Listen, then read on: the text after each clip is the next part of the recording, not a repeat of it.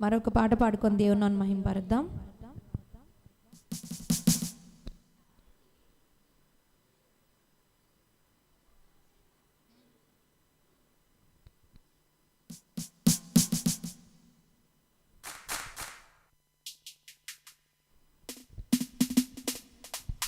నా మంచి వ్యవసాయకుడా, ఈ ద్రాక్ష తోట యజమాని, నా మంచి వ్యవసాయకుడా, ఈ ద్రాక్ష తోట యజమాని, ఆపత్కాలములలో ఆశ్రయుడా, నీ వైపే కన్నులెత్తి చూచుచున్నాను. ఆపత్కాలములలో ఆశ్రయుడా, నీ వైపే కన్నులెత్తి చూచుచున్నాను.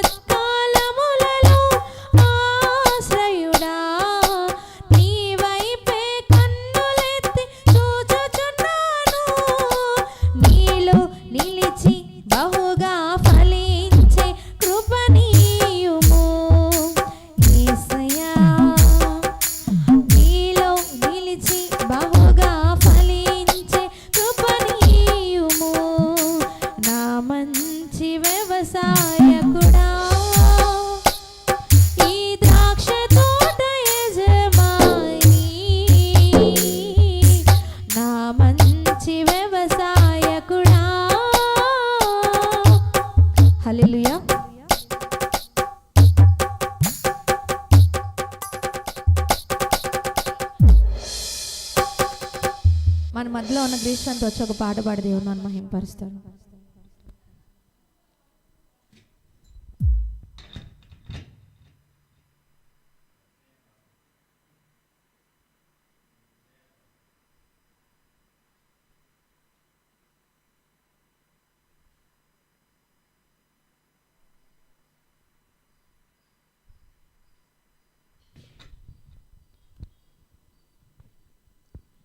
ప్రేమా ప్రేమా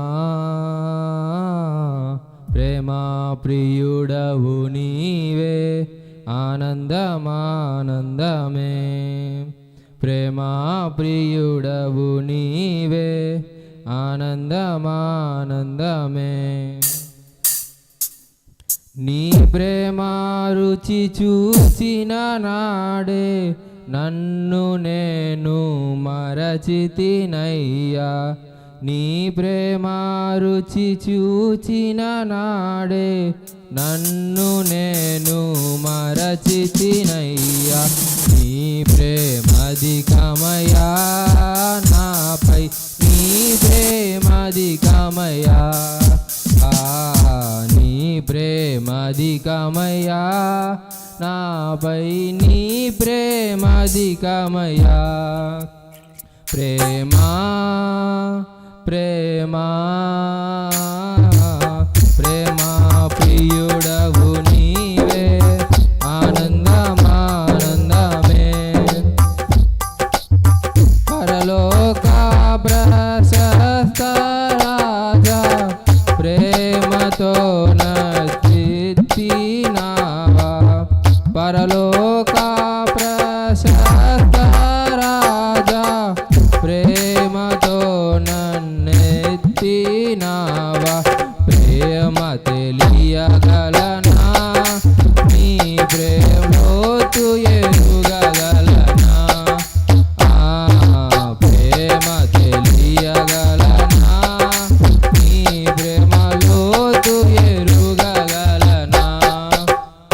ప్రేమా ప్రేమా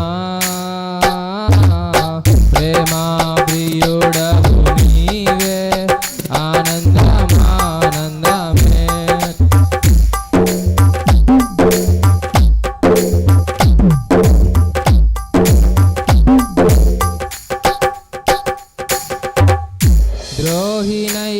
ద్రోహినయ్యన్నాలో నిన్ను నాచగా ఎరిగితినయ్యా. ద్రోహినయ్యన్నాలో నిన్ను కాంచగా తిరిగితినయ్యా. ప్రేమతో నా ప్రియుడా నన్ను కౌగిలించితివా. ప్రేమతో నా ప్రియుడా నన్ను కౌగిలించితివా. ప్రేమా ప్రేమా ప్రేమా ప్రియుడవు నీవే ఆనందమానందమే.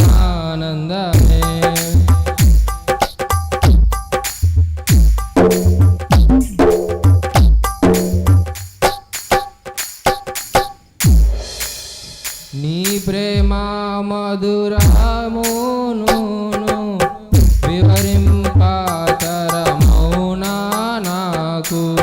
నీ ప్రేమ మధురమును వివరింపతరమౌనా నాకు. అతి సులభముగానే పరమును వివరించగలను. అతి సులభముగానే పరమును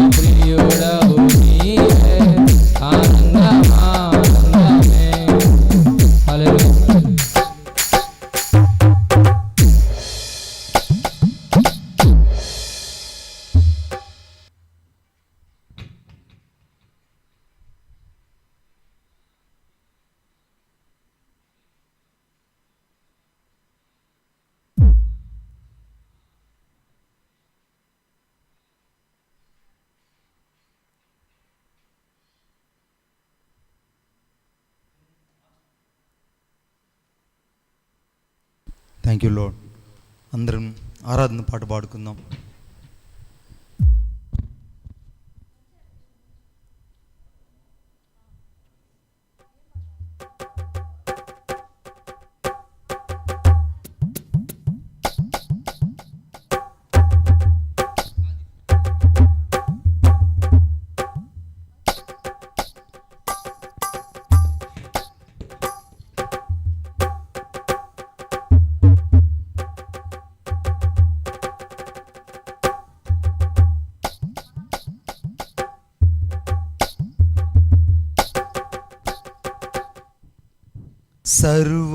సర్వాంతర్యామి నా యేసయ్యా,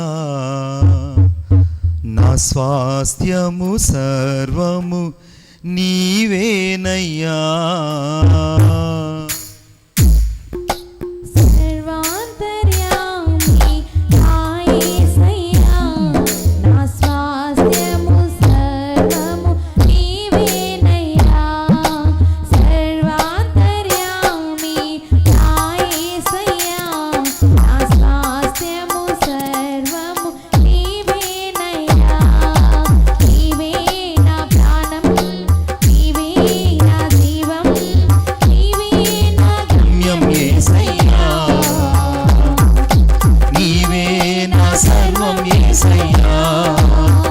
నిలబడి పాడదాం. నీవే నా జ్ఞానం, నీవే నా జీవం, నీవే నా గమ్యం యేసయ్యా,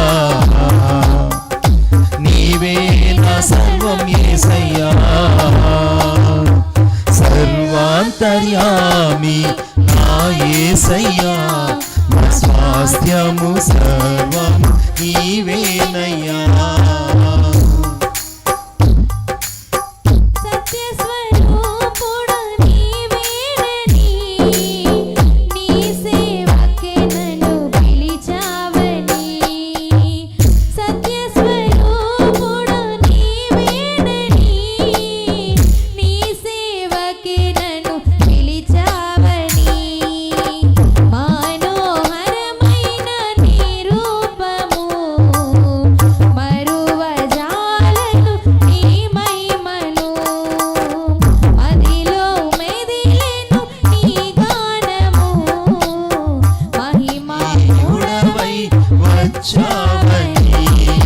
నీవే నా స్నేహం, నీవే నా బంధం, నీవే నా గమ్యం యేసయ్యా, నీవే నా సర్వం యేసయ్యా. నీవే నా స్నేహం, నీవే నా బంధం, నీవే నా గమ్యం యేసయ్యా, నీవే నా సర్వం యేసయ్యా. సర్వాంతర్యామి నా యేసయ్యా, నా స్వాస్థ్యము సర్వం నీవేనయ్యా.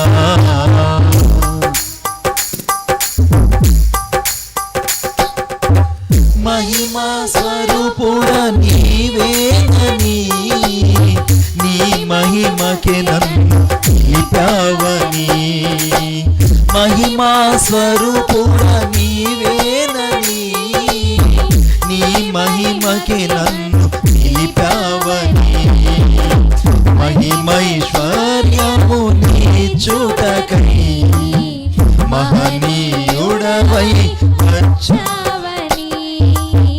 మధురమైనది నీ నామము, మరచి క్షణమైన మనగలనా.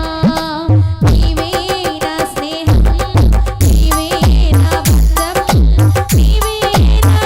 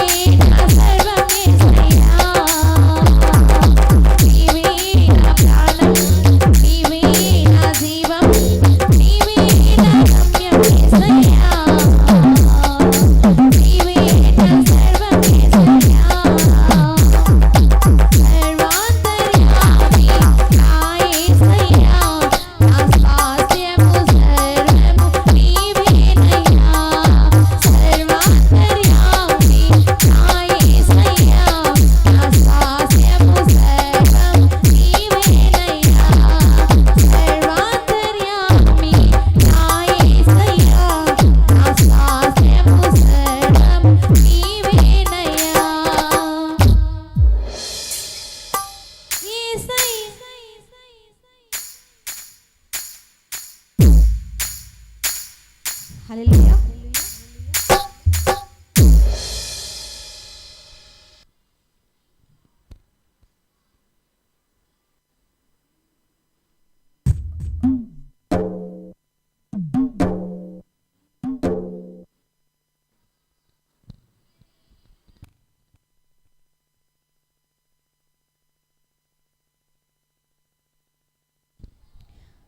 నేను నా ఇల్లు నా ఇంటి వారందరూ మానక స్తుతించెదము. నేను నా ఇల్లు నా ఇంటి వారందరూ మానక స్తుతించెదము. నీ కను పాపవలె నన్ను కాచి నీ చెదరక మోసావు స్తోత్రం. నీ కను పాపవలె నన్ను కాచి నీ చెదరక మోసావు స్తోత్రం. ఎబినేజరీ ఎబినేజరీ ఇంతవరకు కాచితివే. ఎబినేజరీ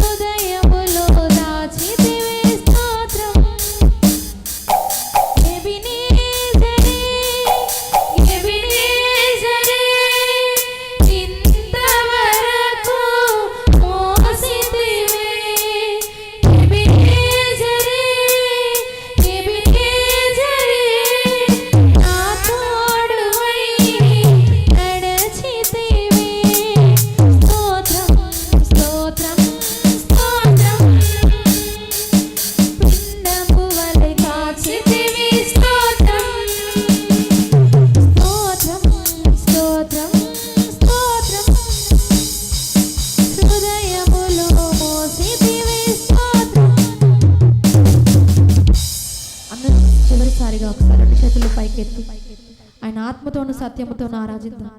ప్రతి ఒక్కరు ఎబినేజరే ఎబినేజరే అని ఆయన పిలుద్దామా? ఎబినేజరే ఎబినేజరే ఇంతవరకు కాచితివే. ప్రతి ఒక్కరు ఏ ఒక్కరు మౌనంగా ఉండకండి అండి. రెండు చేతులు పైకి ఎత్తి ఆయన ఆత్మతోను సత్యముతోను ఆరాధిద్దాం. ఎబినేజరే ఎబినేజరే నా తోడువై నడచితివే. ఏమీయు లేకుండా సాగిన నా బ్రతుకును మేలుతో నింపితివే. ఏమీయు లేకుండా సాగిన నా బ్రతుకును మేలులతో నింపితివే. ఎటికీడైనా తలంచని నీవు ఏ తండ్రైన నీలాగలేరు. ఎటికీడైనా తలంచని నీవు ఏ తండ్రైన నీలాగలేరు. ఎబినేజరే ఎబినేజరే ఇంతవరకు కాచితివే. ఎబినేజరే ఎబినేజరే నా తోడువై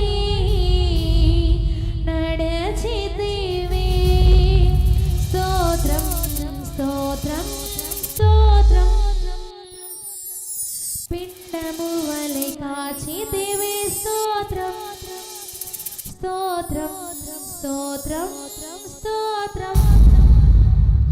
కౌగిలిలో దాచితివే. స్తోత్రం స్తోత్రం తండ్రి. స్తోత్రం నాన్న యేసయ్య, నీకు వందనాలు స్తోత్రాలు తెలుసుకొనిచున్నాం తండ్రి. అయ్యా తండ్రి, నీ పునరుద్ధాన దినమును మాకు మీరు అనుగ్రహించినందుకు నీకు వందనాలు స్తోత్రాలు తెలుసుకొనిచున్నాం ప్రభువా. తండ్రి, గడిచిన వారం అంతా మీరు మమ్మల్ని కాచి కాపాడి సజీవ లెక్కలో మీరు మమ్మల్ని ఈ వారం ఉంచినందుకు నీకు వందనాలు ప్రభువా. ఎవరికి లేని ధన్యతను ప్రభువా, ఎవరికి లేని ప్రభు ఈ భాగ్యాన్ని మీరు మాకు అనుగ్రహించారు యేసయ్య. అందుని బట్టి నీకు వందనాలు స్తోత్రాలు తెలుసుకొనిచున్నాం ప్రభువా. తండ్రి యేసయ్య, తండ్రి ఎన్నిసార్లు మేము మిమ్మల్ని దూరం పెట్టినందుకు కూడా ప్రభువా తండ్రి, మీరు మమ్మల్ని మళ్ళీ మీ హత్తుకు చేర్చుకున్నందుకు నీకు వందనాలు తండ్రి అయ్యా. మమ్మల్ని మీ కౌగిట్లో దాచుకున్నందుకు నీకు వందనాలు స్తోత్రాలు ప్రభువా. ఇచ్చిన ఈ రక్షణ బట్టి నీకు వందనాలు ప్రభువా. తల్లి గర్భంలో మేము రూపింపబడక మునిపే తండ్రి యేసయ్య మీరు మమ్మల్ని ఎరిగి ఉన్నందుకు నీకు వందనాలు యేసయ్య. తండ్రి, ఎన్నిసార్లు ప్రభా ఎన్ని మార్లు ప్రభా నేను మేము బాధ పెట్టినాను తండ్రి యేసయ్య. అయ్యా తండ్రి, మళ్ళీ తండ్రి మీరు మమ్మల్ని ప్రేమించారు యేసయ్య. అయ్యా మా కొరకై మీరు సిలువలో మరణించారు తండ్రి. అయ్యా నీకు ఏమిచ్చి మీ రుణాన్ని మేము తీర్చుకోగలుగుతాం యేసయ్య. తండ్రి నీకు వందనాలు ప్రభా. అయ్యా ఇచ్చిన రక్షణ బట్టి తండ్రి మరొకసారి మీకు కృతజ్ఞతాస్తుతులు చెల్లిస్తున్నాం తండ్రి యేసయ్య. తండ్రి, జ్ఞానుల మధ్యలో ప్రభా తండ్రి వెరివారమైన మమ్మల్ని తండ్రి యేసయ్య మీరు జ్ఞాపకం చేసుకున్నందుకు వందనాలు తండ్రి యేసయ్య. ఏమీ లేకుండా తండ్రి యేసయ్య మా బతుకులు సాగుచుండగా ప్రభా తండ్రి అన్ని మీరు మాకు సమృద్ధిగా తండ్రి అబ్రహాంను ఆశీర్వదించిన దేవా మమ్మల్ని ఆశీర్వదించినందుకు నీకు వందనాలు ప్రభా. నీ రూపులో మమ్మల్ని చేసుకున్నందుకు నీకు వందనాలు ప్రభా. నీ జీవవాయుని ప్రభా మా తండ్రి నాసిక రంధ్రాల్లో మీరు ఊదినందుకు నీకు వందనాలు తండ్రి అయ్యా. నీ పోలికగా మమ్మల్ని ఉంచుకున్నందుకు నీకు వందనాలు ప్రభా. తండ్రి, నీలాగా మేము జీవించేవారుగా ఉండగలిగే కృపను దయచేయండి ప్రభా. అయ్యా, ఫలించేవారుగా మేము ఉండాలి తండ్రి యేసయ్య. తండ్రి నీకు వందనాలు. నీ జీవం తండ్రి, నీ జీవం తండ్రి, నీ ఆత్మను మాలో ఉంచండి ప్రభా. ఈ చిన్న తండ్రి ఆరాధన ప్రభా మా స్తుతి ఆరాధన నీకే సమర్పించుకొనిచున్నాం తండ్రి. ఆమేన్ ఆమేన్ ఆమేన్. చప్పులు కూడా తీసాను మహింపరుద్దాం. అందరం భాషలతో మాట్లాడదాం. హురాలాబా రియాందా రీనామా షబాలాబా రాబా దురాలాబా రియాందా రీనామా షబాలాబా రాబా రికా రాదా రాలాబా హురాలాబా రిబా నామా షబాబాబా రాబా లిబా నామా దురాలాబా రిబా ఓరికా రాబా నినామా షబాలాబా రియా కరదేహే దురాలాబా నియాందా రీనామా షబాలాబా రిబా రాబా రికా రాదా రాలాబా. ప్రభువా నీకు స్తోత్రాలు స్తోత్రాలు స్తోత్రాలు స్తోత్రాలు చెల్లిస్తుంటాను. మీకే మహిమ ఘనత ప్రభావం చెల్లిస్తూ యేసయ్య నామములో మా స్తుతి ఆరాధన మీకు సమర్పించి ఆరాధించుచున్నాం తండ్రి. ఆమేన్ ఆమేన్. దయచేసి కూర్చున్నాం.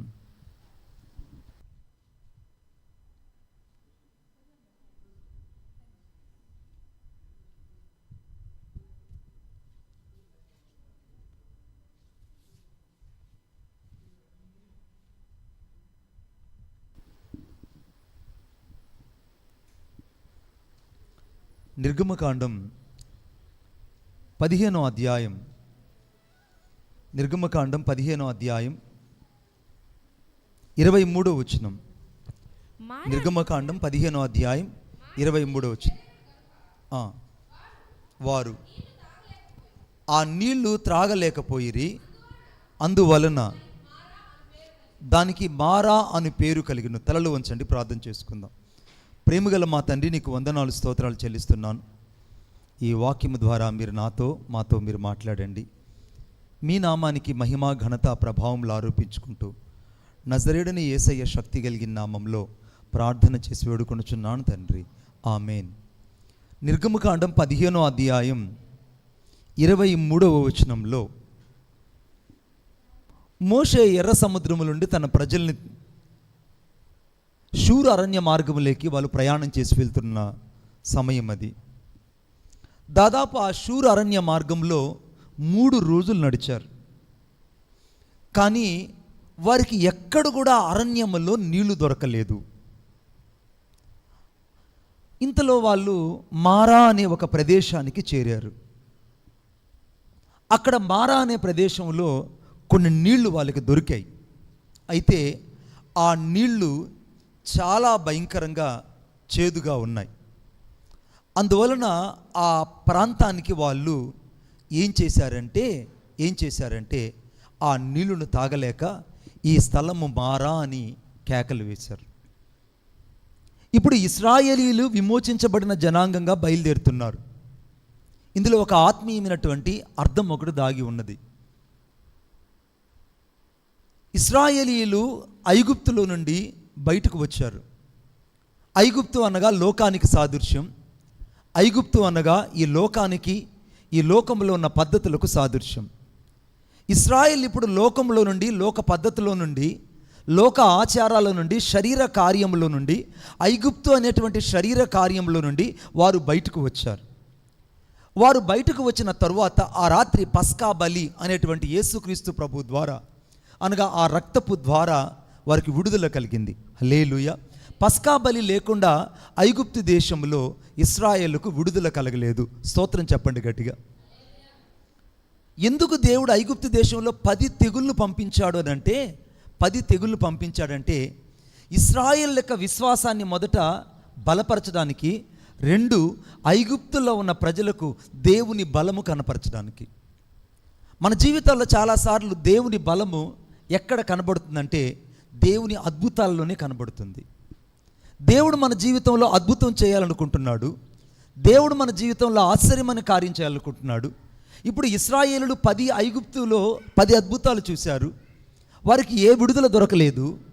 ఆ రాత్రికాల సమయంలో పస్కా బలి యొక్క రక్తము చేత మాత్రమే వారికి విడుదల కలిగింది. ఈ ఉదయకాల సమయంలో ఐగుప్తులో నుంచి ఇశ్రాయేలుకి ఏ రీతికైతే విడుదల పస్కా బలి అయిన క్రీస్తు ద్వారా కలిగిందో, నీకు నాకు ఈ లోకములో నుండి విడుదల పొందడానికి యేసుక్రీస్తు ప్రభు యొక్క రక్తము ద్వారా మాత్రమే మనకు పాపక్షమాపణ కలిగింది. హల్లెలూయా. ఇప్పుడు ఇశ్రాయేలీయులు మోషే నాయకత్వం నడుస్తున్నారు.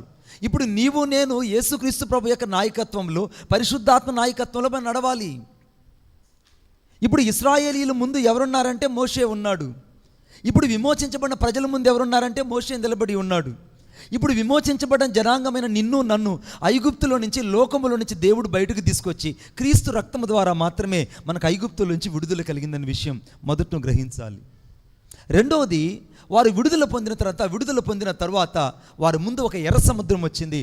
ఆ ఎర్ర సముద్రం వల్ల వాళ్ళు నీటి బాప్తీసం ద్వారా అద్భుతాన్ని చూసి వాళ్ళు ఆ నీటి బాప్తీసం ద్వారా ప్రయాణం చేసి బయటికి వెళ్ళారు. దేవునికి స్తోత్రం కలుగును గాక. అంతమంది 25 లక్షల మందికి దేవుడు నీటి బాప్తీసం ద్వారా మాత్రమే నడిపించాడు. నీటి బాప్తీసం ద్వారా నడిపించాడు. చూడండి, దేవుడు కనబడకనే మర్మమైన క్రీస్తు ఎంత అద్భుతంగా ఈ యొక్క నిర్గమకాండం 15వ అధ్యాయంలో కనబడతాడంటే అంత అద్భుతం కనబడతాడండి. అంటే నిర్గమకాండంలో జరిగిన ఏ సంఘటన కూడా యేసుక్రీస్తు ప్రభువుకి అనుసంధానం కాకుండా ఏది కూడా జరగలేదనే విషయాన్ని మనం గుర్తించాలి. ఇక్కడ జరిగిన ఆశ్చర్యమైన సంఘటన ఏంటంటే, ఇశ్రాయేలీయులు ఇప్పుడు ఆ ఎర్ర సముద్రం గుండా ప్రయాణం చేసి వెళ్తున్నారు. ఆ ఎర్ర సముద్రం గుండా నీటి బాప్తీసం ద్వారా వారు నేరుగా బయటకు వచ్చారు. ఎందుకంటే 1 కొరింథీయుల పత్రిక 10వ అధ్యాయంలో వారి నీటి బాప్తీసం ద్వారా అరణ్యములోని వారు దాటుకొని బయటకు వచ్చినట్టుగా దేవుని వాక్యం చెప్తుంది. ఇప్పుడు వారు నీటి బాప్తిసం తీసుకున్నారు, బయటకు వచ్చారు. ఎప్పుడైతే వారు నీటి బాప్తిసం తీసుకున్నారో వారిని అప్పటి వరకు తరుముతున్న శత్రువు వెనకల, అనగా ఫరో సైన్యం ఏ రీతికైతే ఇశ్రాయేలును తరుముతున్నప్పుడు నీటి బాప్తిసం తరువాత ఏ రీతికైతే శత్రువు మనకు కనపడలేదో, నా జీవితంలో నీటి బాప్తిసం ద్వారా పాత శరీరం గతించిపోయి నూతన పురుషుడు మనలో కనపడతాడు. హల్లెలూయా. ఇక పాత శరీరం గతించిపోతుంది, ఇక పాత జీవితం కనపడదు, పాత బ్రతుకు ఇంక కనపడదు. నిన్ను తరుముతున్న శత్రువు ఏదైనా సరే ఇంకక్కడ కనబడ్డాడు, ఆ శత్రువు కూడా నశించిపోయాడు. నిన్ను అప్పటిదాకా తరుముతున్నటువంటి శత్రువు ఏదైనా సరే బాప్తిసం తీసుకున్న తర్వాత నీకు విజయం కలుగుతుంది. అందుకే క్రీస్తు యేసులోనికి బాప్తిసం పొందిన మీరందరూ కూడా యేసుక్రీస్తును ధరించుకుని ఉన్నారని రాయబడి ఉంది కొలస్సీయులకు రాసిన పత్రికలో. మనం యేసుక్రీస్తు ప్రభువును ధరించుకున్నట్టంట. ఇప్పుడు ఇశ్రాయేలీయులు అప్పుడు యేసు ప్రభువును ధరించుకున్నారు, వారు బయలుదేరి అరణ్య మార్గంలో వెళ్తూ ఉన్నారు. శత్రువులందరూ కూడా వెనక నశించారు, నీటి బాప్తిసం పొందారు. వారు ముందు ఇప్పుడు ఏముందంటే ఎర్ర సముద్రం దాటుకొని అవతలకు వెళ్ళగానే వాళ్ళు షూరు అరణ్య మార్గం గుండా ప్రయాణం చేసి వెళ్తున్నారు. ఈ షూరు అరణ్య మార్గం ఏంటనంటే మన విశ్వాసంలో ఎదుర్కొంటున్నటువంటి భయంకరమైన శోధనకు సాదృశ్యం. మరలా చెప్తున్నాను, అదేంటండి మణిబాబు గారు, షూరు అరణ్యానికి మన జీవితానికి ఏదైనా సాదృశ్యం ఏంటంటే వాక్యం రాయబడింది, మీరు అరణ్యములో గడి వెళ్ళితిరి అని రాయబడింది 108 దావీదు కీర్తనలో. అరణ్యములు ఆయన త్రోవను కలుగు చేసేవాడట. నీది నాది అరణ్యం లాంటి జీవితం. ఈ అరణ్యం లాంటి బ్రతుకులో దేవుడు నీ కొరకు నా కొరకు త్రోవ ఎక్కడ కలుగు చేస్తాడంటే అరణ్యములోనే ఆయన త్రోవలు కలుగు చేసేవాడు. ఇదిగో ఇప్పుడే అది కార్యము చేయును, నూతన క్రియ చేయుచున్నాను, ఇప్పుడే అరణ్యములు మీకు త్రోవ కలుగు చేయుచున్నాను అని రాయబడింది. అరణ్యములో దేవుడు త్రోవ కలుగు చేస్తాడు. స్తోత్రం చెప్పండి గట్టిగా, ఇంకొకసారి గట్టిగా చెప్పండి. అరణ్యములో దేవుడు త్రోవను కలుగు చేస్తాడు. మన జీవితంలో ఎక్కడ త్రోవ కలుగుతుందంటే రాజమార్గాలలో దేవుడు త్రోవ కలుగు చేయడు బిడ్డ. అరణ్యము లాంటి మార్గాలలో దేవుడు మనకు మార్గాన్ని సువిశాలం చేస్తాడు. అరణ్యం లాంటి శ్రమల గుండా మనం ప్రయాణం చేసి వెళ్తున్నప్పుడు, అరణ్యం లాంటి శ్రమల గుండా మనం వెళ్తున్నప్పుడు, అరణ్యం లాంటి శోధనల గుండా వెళ్తున్నప్పుడు, అరణ్యం లాంటి కష్టాల కడగళ్ళ గుండా వెళ్తున్నప్పుడు దేవుని యొక్క కృప ఎక్కడ ప్రత్యక్షమవుతుందంటే ఇశ్రాయేలుకి ఏ రీతికైతే అరణ్యంలో దేవుడు త్రోవను కలుగు చేశాడో నా జీవితంలో దేవుడు అరణ్యం లాంటి అనుభవాలలో ప్రయాణం చేస్తున్న మన జీవితాల్లో కూడా దేవుడు త్రోవను కలుగు చేస్తాడు. హల్లెలూయా. ఆ త్రోవ కూడా మానవ సంబంధమైన త్రోవ కాదు, అది సరిగ్గా దైవ నిబంధనతో కూడిన త్రోవ. అందుకే ఇర్మియా గ్రంథము 6వ అధ్యాయంలో పురాతన మార్గము నిలిచి చూడండి, మేలైన మార్గం మీద అనుసరించి నడచండి. ఇప్పుడు ఆ త్రోవ ఎవరో కాదు, నజరేయుడైన యేసుక్రీస్తు ప్రభువే. ఎందుకంటే యోహాను రాసినటువంటి మరి సువార్త 14వ అధ్యాయం 6వ వచనంలో నేనే మార్గము అని అంటున్నాడు. ఇప్పుడు ఆ మార్గము, ఆ త్రోవ ఎవరంటే యేసుక్రీస్తు ప్రభువే. ఇప్పుడు అరణ్యములో త్రోవగా కనపడింది ఎవరంటే యేసుక్రీస్తు ప్రభువే. అరణ్యములో ఇశ్రాయేలుకు మార్గమై నడిపించింది ఎవరంటే యేసుక్రీస్తు ప్రభువే. అరణ్యములో ఇశ్రాయేలును అనగా ఎర్ర సముద్రం కూడా నడిపించి వారికి మేఘస్తంభంగా కనపడింది ఎవరంటే యేసుక్రీస్తు ప్రభువే. అరణ్యము గుండా వారు నడిచి వెళ్తున్నప్పుడు దేవుడు వారికి ఆ రాత్రిపూట అగ్నిస్తంభం కనపడింది ఎవరంటే యేసుక్రీస్తు ప్రభువే. మణిబాబు గారు, అగ్నిస్తంభం కూడా యేసు ప్రభు గారు అంటే అవును, అగ్నిస్తంభం కూడా యేసుక్రీస్తు ప్రభువే. ఎందుకైనా యేసుక్రీస్తు ప్రభు అయ్యాడంటే అనగా హెబ్రీయులకు రాసిన పత్రిక 12వ అధ్యాయం చివరి వచనంలో మన దేవుడు దహించు అగ్ని అయినాడు కనుక మనం ప్రీతికరమైన సేవ చేయదమని రాయబడింది. మన దేవుడు ఎవరంటే దహించు అగ్ని అయి ఉన్నాడు.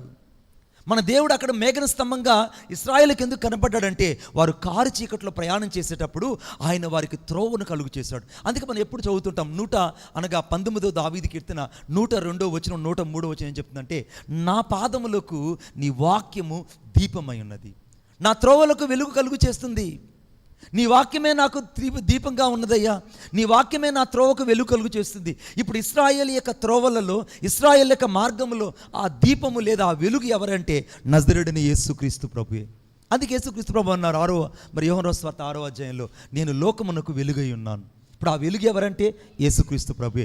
అక్కడ కనపడుతున్న ఆ యొక్క మేఘస్తంభం ఎవరంటే యేసుక్రీస్తు ప్రభువే. మరి ఆ యొక్క అగ్నిస్తంభము ఎవరంటే యేసుక్రీస్తు ప్రభువే.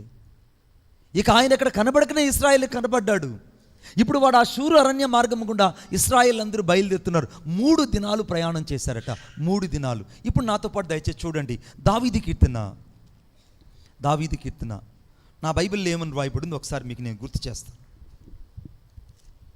దావీదు కీర్తన 107 4వ వచనం. వారు అరణ్యమందలి ఎడారి త్రోవను తిరుగులాడుచు ఉండిరి, నివాసపురమేది వారికి దొరకకపోయెను.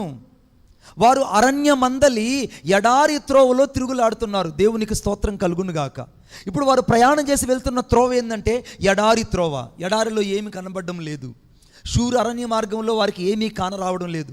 ఈ లోకమనే ఎడారిలో, ఈ లోకమనే అరణ్యంలో నీకు నాకు ఏమీ కనబడకపోవచ్చు, నీకు నాకు ఏమీ దొరకకపోవచ్చు, నీకు నాకు ఏది కళ్ళకు కానరాకపోవచ్చు. అయితే దేవుడు నీకు త్రోవై ఎప్పుడైతే నడిపించడం ప్రారంభిస్తాడో అప్పుడు నీ జీవితంలో సమస్తాన్ని దేవుడు నీ కళ్ళు ఎదుట కలుగు చేస్తాడు. అందుకే యోబు గ్రంథం 42వ అధ్యాయం 1వ వచనం రాయబడింది. యోబు గ్రంథం 42 1వ వచనంలో, నీ ఉద్దేశించినది నువ్వు నిష్ఫలించినది ఏది నిష్ఫలం కానేరదని నేను ఎరుగుదును. నీ ఉద్దేశించింది ఏది నిష్ఫలం కానేరదయ్యా. నువ్వు గొప్ప దేవుడువు, నువ్వు నా పట్ల ఉద్దేశించింది ఏది కూడా నిష్ఫలం కానేరదు. ఇప్పుడు ఇశ్రాయేలు పట్ల ఏ ఉద్దేశం అయితే కలిగి ఉన్నాడో అదే ఉద్దేశాన్ని ఉదయకాల సమయంలో దేవుడు నీ పట్ల నా పట్ల కలిగి ఉన్నాడు. ఈరోజు ఆరాధన చేయడానికి నీకు గొప్ప మన్నాను దేవుడు అనుగ్రహిస్తున్నాడు. అవును ప్రభువా, నేను కూడా ఐగుప్తులో నుంచి బయటకు వచ్చాను, నేను ఐగుప్తుల నుంచి విడిపించబడ్డాను, నేను నీటి బాప్తిసమని ఎర్ర సముద్రం నుంచి బయటకు వచ్చాను, నాకు నువ్వు మేఘాగ్నిస్తంభై నడిపించావు. కానీ నేను ఎడారిలో నడుస్తున్నప్పుడు నాకు త్రోవ కానరాలేదయ్యా. నా లోక పద్ధతులు, నా లోక ఉద్దేశాలు, నా సొంత పద్ధతుల్ని, నా మానవ పద్ధతులన్నీ నేను ఆచరించినప్పుడు దైవ చిత్తాన్ని కనుగొనలేకపోతాం మనం చాలాసార్లు. దేవుని చిత్తం కనుగొనేటప్పుడు మానవ చిత్తం చచ్చిపోవాలట. మరలా చెప్తున్నాను, దేవుని చిత్తం కనుగొనేటప్పుడు మానవ చిత్తం చచ్చిపోవాలి. మానవ చిత్తం ఎప్పుడైతే చచ్చిపోతుందో అప్పుడు దైవ చిత్తం అనేది నీలో అలా చిగురించడం ప్రారంభిస్తుంది. ఎందుకంటే యోబు గ్రంథం 14వ అధ్యాయం 7వ వచనం రాయబడింది, వృక్షము నరకబడిన ఎడల అది మరలా చిగురించిందని రాయబడింది. నీవు నేను నరకబడిన తర్వాతనే చిగురిస్తాం. నువ్వు నరకబడకుండా చిగురించబడ్డం అసాధ్యం. మణిబాబును నన్ను దేవుడు అనేకసార్లు నరికాడు. వాక్యం ద్వారా నరికారు. మనుషుల ద్వారా నరకబడ్డాను, బంధువుల ద్వారా నరకబడ్డాను, పరిస్థితుల ద్వారా నరకబడ్డాను, సేవా జీవితంలో అనేకమైన అనుభవాల ద్వారా నరకబడ్డాను. నరకబడిన తరువాతనే నీ జీవితంలో చిగుర్లు కనబడతాయి. నువ్వు నరకబడకుండా ప్రయోజనం లేదు. మీరు రోజా మొక్కను చూడండి, ఒక రోజా మొక్కను తీసుకొచ్చి నీ ఇంట్లో నాటుకుంటే అలా మొక్కగానే ఉంటుంది. దాన్ని ఎప్పుడైతే నువ్వు కత్తిరిస్తావో అది 4 పక్కల విస్తరించి అది పువ్వులు పూయడం, మొగ్గలు పూయడం ప్రారంభిస్తుంది. మొదట నువ్వు నరకబడాలి లేదా విస్తరించబడాలంటే మొదట నువ్వు కత్తిరింపబడాలి. వాక్యం చేత కత్తిరించబడాలి. దేవుని వాక్యం చేత నువ్వు సరిచేయబడాలి. దేవుని వాక్యం చేత నిర్దేశాత్మకమైనటువంటి దేవుని ఆత్మ చేత నువ్వు నడిపించబడాలని దేవుని వాక్యం చెప్తుంది. మీకు ఆశ్చర్యమైన మాట చెప్తాను. ఇప్పుడు వాళ్ళు శూర అరణ్య మార్గంలోకి వచ్చారు. అక్కడ 3 రోజులు ప్రయాణం చేశారు. 3 రోజులు ప్రయాణం చేశారు. ఈ 3 రోజులు వారి జీవితాలలో అలిసిపోయారు. త్రోవ కానరాలేదు. ఎడారి త్రోవలో తిరుగులాడుతున్నారు. వారికి నివాసపురం ఏది దొరకలేదు, వారికి ఆశ్రయం ఏది దొరకలేదు. చివరికి వారికి ఎక్కడ గమ్యం ఏంటో కూడా తెలియని పరిస్థితి. తీరా వారికి కొన్ని నీళ్లు దొరికాయి. అక్కడ ఆ నీళ్లు దొరకగానే పరిగెత్తుకుంటూ వెళ్ళి ఇశ్రాయేలు 3 రోజులు నీళ్లు లేనందువల్ల పరిగెత్తుకుంటూ వెళ్ళి నీళ్లు తాగారు.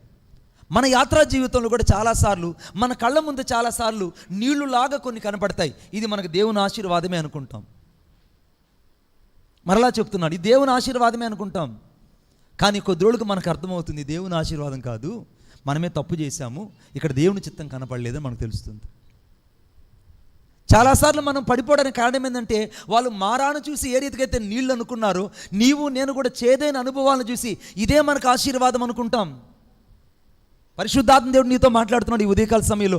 ఆ మారాను చూసి ఇశ్రాయేలు ఏ రీతికైతే నీళ్ళు అనుకొని త్వరపడి వెళ్ళి తాగి ఆ నీళ్లు చేదైనందున ఆ స్థలానికి మారా లేదా చేదని పేరు పెట్టారో, నా జీవితంలో మనం త్వరపడి తీసుకున్న నిర్ణయాలను బట్టి చాలాసార్లు ఓడిపోయిన సందర్భాలు ఉన్నాయి. నా వ్యక్తిగత జీవితంలో చాలాసార్లు నేను ఓటమిని ఎదుర్కోవడానికి, నేను అపజయాన్ని ఎదుర్కోవడానికి కారణం ఏంటంటే నాకు కనబడుతున్న నీటి ఊట నేను యేసుక్రీస్తు ప్రభువే అనుకొని భ్రమపడ్డాను. కానీ అది మారా, అది చేదైనటువంటి జలము, అది చేదైన జలము. అందుకే ఇర్మియా భక్తుడు అంటాడు ఏమనంటే, ఇశ్రాయేలు 2 నేరములు చేసి ఉన్నారు. ఒకటి, జీవజలపు ఊటనైనా నన్ను విడిచి ఉన్నారు. మనం చాలాసార్లు జీవజలపు ఊటైన యేసు ప్రభుని విడిచిపెడతాం. అందుకే దేవుడు ఆ పస్కా పండుగ రోజున అనగా ఆయన మహాశబ్దంతో ఎలుగెత్తి దేవాలయంలో ఏమని ప్రసంగం చేశాడంటే, నా యందు విశ్వసించు వాని కడుపుల నుండి జీవజల నదులు ప్రవహిస్తాయని ఆయన బిగ్గరగా చెప్పాడు. ఇప్పుడు విశ్వసించే వాని కడుపులో నుంచి జీవజల నదులు వస్తాయి.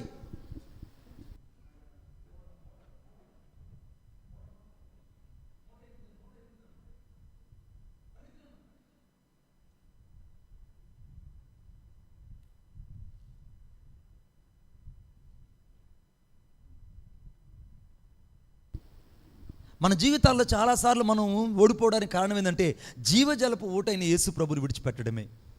మరలా చెప్తున్నాను, జీవజలపు ఊట యేసుక్రీస్తు ప్రభు. అందుకే ఇశ్రాయేలు 2 నేరాలు చేశారట. ఒకటేమో జీవజలపు ఊట అయిన యేసు ప్రభుని విడిచిపెట్టారు. రెండోది బద్దలైన తొట్లలో నీళ్లు తొలిపించుకున్నారు. కానీ ఆ బద్దలైన తొట్లలో నీళ్లు నిలబడడం లేదు. ఆ బద్దలైన తొట్టి ఎవరో కాదు, మన సొంత హృదయం, లేదా మన స్వచిత్తం ద్వారా ఏర్పాటు చేసుకున్న హృదయం, మన స్వచిత్తం ద్వారా నిర్మించుకున్న హృదయం, మన స్వచ్ఛత్వం మీద ఆధారపడినటువంటి లక్షణం. దీని ద్వారా నీకు ఆశీర్వాదం కలగదు. దీని ద్వారా మనకు ఆశీర్వాదం కలగదు.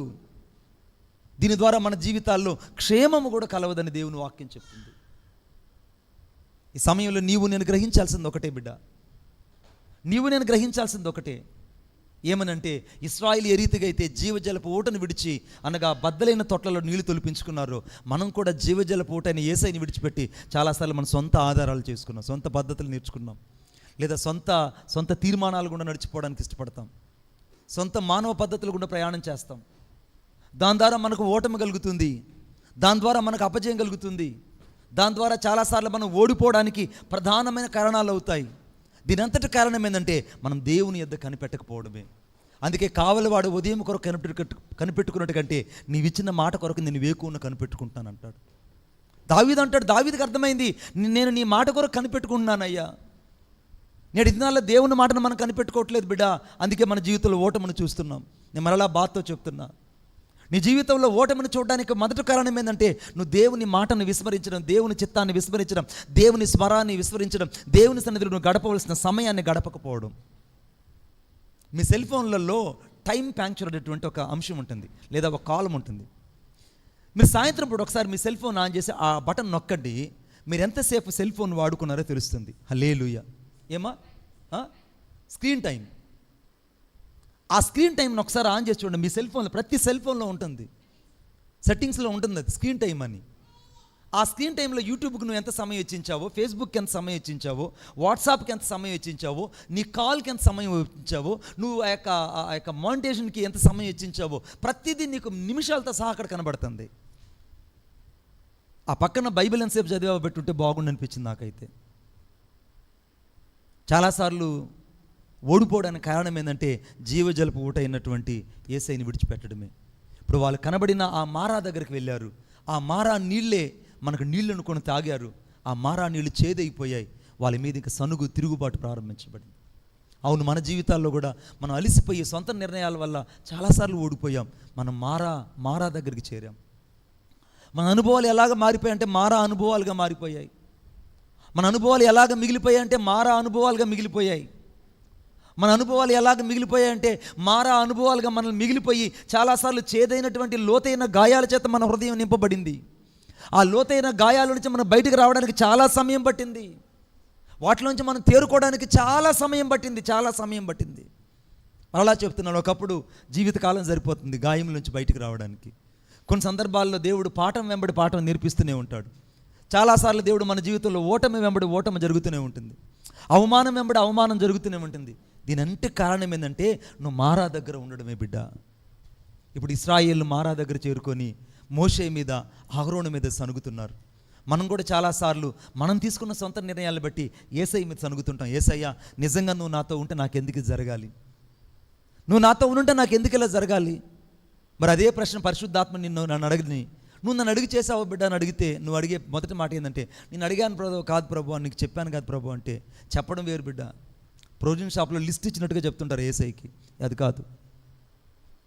ప్రొవిజన్ షాప్లో లిస్ట్ ఇచ్చినట్టుగా చెప్తుంటారు, ఇగో నాకు ఇంత కావాలి, ఇంత కేజీ కందిపప్పు కావాలి, ఇవి కావాలి, అవి కావాలంటావు. కానీ ఆయన నీతో చెప్పింది మాత్రం నువ్వు వినవు. ఆయన నీతో చెప్పింది నువ్వు ఖచ్చితంగా వినవు. ఆయన నీతో చెప్పింది ఎందుకు వినలేకపోతున్నావు అంటే, నువ్వు కనిపెట్టడం మానేశావు. నువ్వు దేవుని స్వరం కొరకు కనిపెట్టడం మానేశావు, దేవుని చిత్తం కొరకు కనిపెట్టడం మానేశావు. అందుకే మన జీవితాల్లో చాలాసార్లు ఓటమి జరుగుతూ ఉండదు.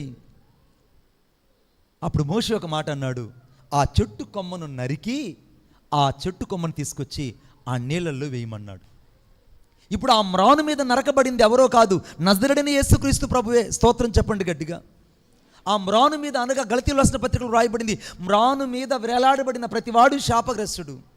ఇప్పుడు ఆ మ్రాను ఎవరో కాదు, నజరేయుడైన యేసుక్రీస్తు ప్రభువుకు సాదృశ్యంగా ఉంది.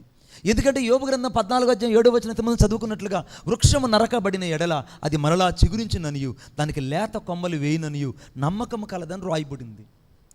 నా నమ్మకం ఎక్కడుందంటే యేసుక్రీస్తు ప్రభు ఇప్పుడు నరకబడ్డాడు. ఆయన వృక్షంలాగా అక్కడ ఇశ్రాయేలుకి అరణ్యంలో కనబడ్డాడు. ఆ కనబడిన వృక్షం ఎవరో కాదు, యేసుక్రీస్తు ప్రభువే. అందుకే పచ్చని చెట్టుకు మీరు ఇలాగ చేసిన ఎడల ఎండిన చెట్టుకు మరి ఇంకా ఎక్కువగా మీరు చేతులను రాశాడు చెప్పాడు యేసు ప్రభు. ఆ పచ్చని చెట్టు ఎవరో కాదు, ఇశ్రాయేలుకి కనబడింది మారా ప్రదేశంలో యేసుక్రీస్తు ప్రభువే. స్తోత్రం చెప్పండి గట్టిగా. ఇంకొకసారి గట్టిగా. మీరు ఎందుకు గట్టిగా స్తోత్రం చెప్పరు? యేసుక్రీస్తు ప్రభు అక్కడ కనబడ్డాడు. ఇప్పుడు ఈ మోషే చెప్పాడు, మొదట మీ అందరి కొరకై ఆ వృక్షాన్ని నరకమని చెప్పాడు. ఆ కొమ్మను ఎప్పుడైతే నరికారో ఆ నరకబడిన ఆ కొమ్మను తీసుకొచ్చి ఆ నీళ్ళల్లో వేశారండి. ఇప్పుడు ఆ నీళ్ళల్లో ఉన్నటువంటి మారా తొలగిపోవాలంటే ప్రాయశ్చిత్తం కలగాలి. నీ హృదయంలో నా హృదయంలో పాపం పోవాలంటే యేసుక్రీస్తు ప్రభు నీ కొరకే నా కొరకే సిలువలో వధించబడ్డాడు. యేసుక్రీస్తు నీ కొరకు నా కొరకైనా నరకబడ్డాడు, నీ కొరకైనా నా కొరకైనా వధించబడ్డాడు, నీ కొరకే నా కొరకైనా సొగసు స్వరూపం లేకుండా సోలిపోయాడు, నీ కొరకు నా కొరకైనా వ్యాధిగ్రస్తుడిగా వ్యసనాక్రాంతుడిగా ఎంచబడ్డాడు, నీ కొరకు నా కొరకైనా తన తాను తండ్రి చిత్తానికి అప్పగించుకొని సంపూర్తిగా దేవుని చిత్తానికి లోబడి తన తాను ఆయన అప్పగించుకున్నాడు. ఇప్పుడు నరకబడినటువంటి క్రీస్తు ఆ యొక్క నీళ్ళల్లో వేయబడినప్పుడు కొద్దిసేపటికి ఆ మారా అంతా కూడా మధురంగా మార్చబడింది. చప్పట్లు కొడదాం గట్టిగా. మారా అంతా కూడా మధురంగా మార్చబడింది. ఇప్పుడు ఆ మారాను మధురంగా చేసింది ఎవరంటే ఈ నరకబడిన క్రీస్తు యొక్క రక్తం మాత్రమే మారా మధురంగా మారింది. నాది మారా లాంటి జీవితం, నా ఈ మారా లాంటి అనుభవంలోనికి, ఈ మారా లాంటి చేదైన అనుభవంలోనికి యేసుక్రీస్తు ప్రభు జీవజలంగా రాకుండా పోయింటే నా జీవితంలో ఏమీ చేసి ఉండలేను. నా బైబిల్లో నేను ఒక మాట రాసుకున్నాను. ఏమన్నానంటే, ప్రభువా దేవుడంట ఆయన ఎప్పుడు కూడా శుద్ధ జలాల్ని తన ప్రజల్లోంచి బయటికి పంపించాలని కోరుకుంటాడట. శుద్ధ జలాల్ని దేవుడు తన సేవకుల్లో నుండి బయటికి రప్పించాలని కోరుకుంటాడట. కాపరి దుడ్డుగారు అని ఒక పుస్తకం ఉంటుంది. అది ఒకవేళ లేకపోతే మీ దగ్గర కొని చదవండి. జీవితంలో ఒక్కసారైనా కొని చదవండి. ఆ బుక్ నువ్వు చదవకపోతే చాలా నష్టపోతావు. ఆ పుస్తకాన్ని నేను చదువుతున్నప్పుడు అందులో ఒక సంఘటన ఒకటి రాయబడింది. దేవుడట పరలోకముల నుండి జీవజలాలు పంపిస్తాడట. మందిరానికి వచ్చిన ప్రజలందరూ కూడా దాహార్తి కలిగి దాహంతో అల్లాడిపోతుంటారట. ఎవరు? జీవజలమైన దేవుని వాక్యం కోసం. హల్లెలూయా. ఇప్పుడు నిలబడినటువంటి ఈ యొక్క మట్టి మనుషుడు హృదయం సరిగా లేకుండా, జీవితం సరిగా లేకుండా, సాక్ష్యం సరిగా లేకుండా అతను నిలబడి వాక్యం చెప్తే ఆ జీవజలము లోపలికి వచ్చి ఈ లోపల నుంచి ఈ నోట్లో నుంచి బయటికి వెళ్ళేటప్పుడు ప్రజలందరికీ మట్టి నీళ్ళు, బురద నీళ్ళు కనపడతాయి బిడ్డ. అందుకే నేను వాక్యం చెప్తున్నటువంటి జెర్మియా కానీ జోషుగా నేను చెప్తానంటే మీరు ఎక్కువ ప్రార్థన చేసుకోండి బిడ్డ. మీరు ఎప్పుడు దేవుని స్వరం కొరకు కనిపెట్టండి. నేను అనుభవంతో చెప్తున్నాను బిడ్డ. నేను ఇప్పటికీ నేర్చుకుంటూనే ఉన్నాను.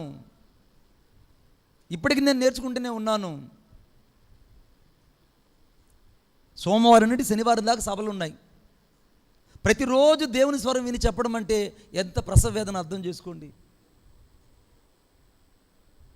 ఎందుకంటే రోజు వస్తున్న మెసేజ్ రోజు రికార్డ్ అయి ప్లే అయిపోతూ ఉంటుంది. ఇక్కడ చెప్పిన మెసేజ్ అక్కడ నేను చెప్పను. మొదట నువ్వు నిలబడాలంటే దేవుని సంతలో ఎక్కువ సమయం గడపాలి.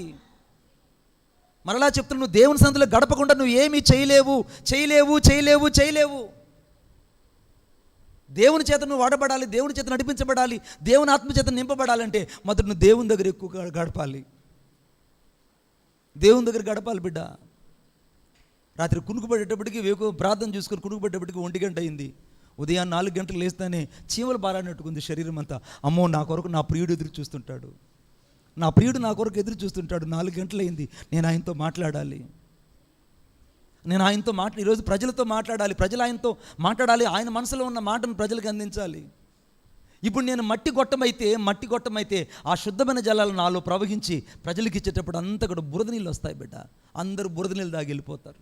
బురద నీళ్ళు దాగి వెళ్తారు. ఎందుకంటే సేవకుడు నిలబడినప్పుడు మట్టి గొట్టంతో ఉంటాడు కాబట్టి. ఒకవేళ ఆ సేవకుడు కొయ్యి గొట్టంతో నింపబడి ఉన్నాడు అనుకోండి, అప్పుడు ఆ శుద్ధమైన జలాలు ఈ లోపలికి వచ్చి నా నోటి నుంచి బయటికి వెళ్ళేటప్పుడు అవన్నీ కూడా చెక్క వాసన వచ్చి, అనగా మాచిపత్రి చెక్క వాసన వచ్చి అందరికీ శుద్ధ జలాలు అందవు, చెక్కతో కూడినటువంటి వాసన కలిగిన జలాలు అందుతాయి. ఒకవేళ ఆ సేవకుడు బంగారు గొట్టమై తను తాను పవిత్రపరుచుకొని తను తాను పరిశుద్ధపరుచుకొని దేవుని చిత్తం కొరకు కనిపెట్టినప్పుడు ఆ శుద్ధ జలాలు సేవకుల నుంచి బయటకు వెళ్ళేటప్పుడు అవి బంగారు జలాలుగా లేదా శుద్ధ జలాలుగా ప్రజలకు అందించబడతాయి. హల్లెలూయా. ఇది నా భయం బిడ్డ, ఇది నిజంగా నా భయం. ప్రభువా, నువ్వు నన్ను వాడుకుంటున్నావు, అయితే నన్ను మట్టి గొట్టంగా ఉంచుకో, నన్ను ఒక బంగారు గొట్టంగా ఉంచు. నీ శుద్ధమైన జలాలు అందించేటప్పుడు శుద్ధమైన జలాలే ప్రజలకు అందించేటట్టు సహాయం తెచ్చేయి. నేను ఒక మారాగా ఉన్నాను, మారాగా ఉన్న అనుభవం లేనికి క్రీస్తు నరకబడి నా హృదయంలోకి ఎప్పుడైతే వచ్చాడో అప్పుడు ప్రాయచిత్తం కలిగింది, పశ్చాత్తాపం కలిగింది, నా హృదయంలో ప్రతి శాపం విరిగిపోయింది. ఇప్పుడు నాకు నూతన జీవం, నూతన శక్తి, నూతన అభిషేకం ఎవరిచ్చారంటే యేసుక్రీస్తు ప్రభువే. ఇప్పుడు ఆయన ఆరాధించడానికి నా జీవితంలో ఏముందంటే మారాలాంటి నా అనుభవాన్ని మధురంగా చేశాడు. ఇప్పుడు ఆ నీళ్లు తాగుతుంటే ప్రజలందరూ కూడా ఆనందించి దేవునికి స్తోత్రాలు చెప్పారు. హల్లెలూయా. ఇశ్రాయేలు దాదాపు 25 లక్షల మంది, ఒకేసారి 6 లక్షల మంది, కాల్బలము దాదాపు 25 లక్షల మంది, పిల్ల జల్ల ఆడవాళ్ళందరూ కలిసి అందరూ ఒకసారి నీళ్లు తాగారు. అప్పటి వరకు తాగలేని ఆ నీళ్లు ఇప్పుడు అందరికీ ఎలా పనికొచ్చాయంటే క్రీస్తు నీ కొరకు నా కొరకు విరవబడ్డాడు బిడ్డ, వధించబడ్డాడు, రక్తం కార్చాడు, ప్రాణం పెట్టాడు. ఆయన కనపడకుండా, ఆయన లేకుండా నీ నా జీవితంలో ఏం చేయలేం, నీ నా జీవితంలో ఏం చేయలేం. తలలో ఉంచండి. దేవుడి మాటలు మన నిమిత్తమై ఆశీర్వదించునుగాక.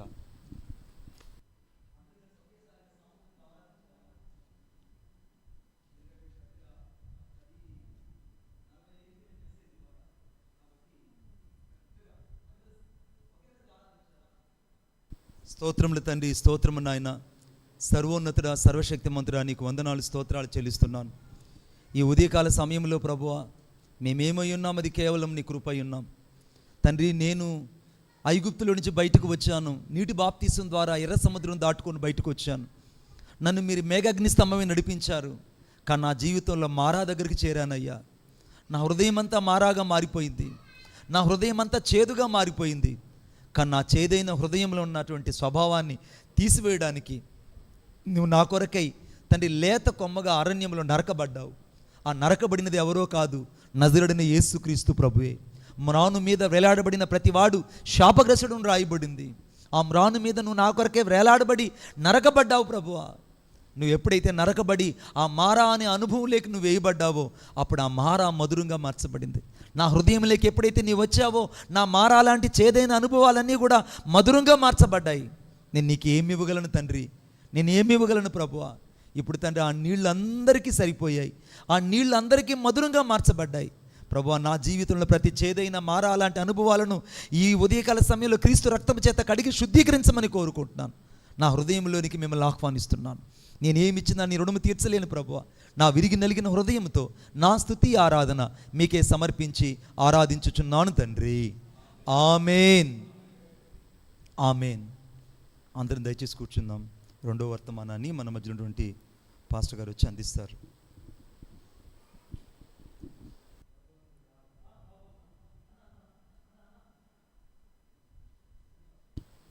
మన మధ్య ఉన్నటువంటి పాస్టర్ గారు వచ్చి వాక్యం చెప్తారు.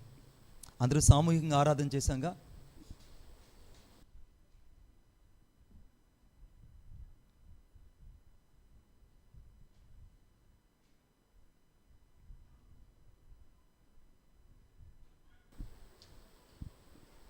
హల్లెలూయా. దేవుని నామానికి మహిమ కలుగును గాక. హల్లెలూయా. మరొకసారి గట్టిగా బిగ్గరగా దేవుని నామాన్ని మహింపరుద్దాం. హల్లెలూయా. దేవుని లేఖనాన్ని ధ్యానం చేసుకుందాం.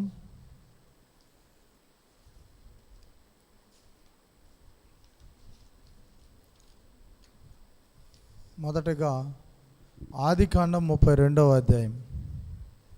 ఆదికాండం 32వ అధ్యాయం. ఆదికాండం 32వ అధ్యాయంలో మనం యాకోబు గురించి చూస్తాం. యాకోబు ఏ విధంగా తన అన్నను మోసం చేశాడు, యాకోబు ఏ విధంగా అన్నను ఏ విధంగా మోసం చేసి అక్కడి నుంచి పారిపోయాడన్న విషయాన్ని మనం చూస్తాం కదా. యాకోబు వాళ్ళ అన్నని మోసం చేశాడు, జ్యేష్ఠత్వాన్ని దొంగిలించాడు, అవునా కదా. అయితే ఈ యాకోబు అనగానే పేరుని బట్టి మనకేం గుర్తుకొస్తుంది? మోసగాడు. యాకోబు మోసగాడు. ఎప్పుడు దాకా మోసంగా ఉన్నాడు? ఎప్పుడు దాకా మోసంగా ఉన్నాడు అని అంటే, ఈ లోకపు ఆశలను విడిచిపెట్టే అంతవరకు అతను మోసగాడుగా ఉన్నాడు. హల్లెలూయా. ఈ యాకోబు ఎలాగ జీవించాడు అనేది మనం అక్కడ చదివితే 32వ అధ్యాయం 26వ వచనం.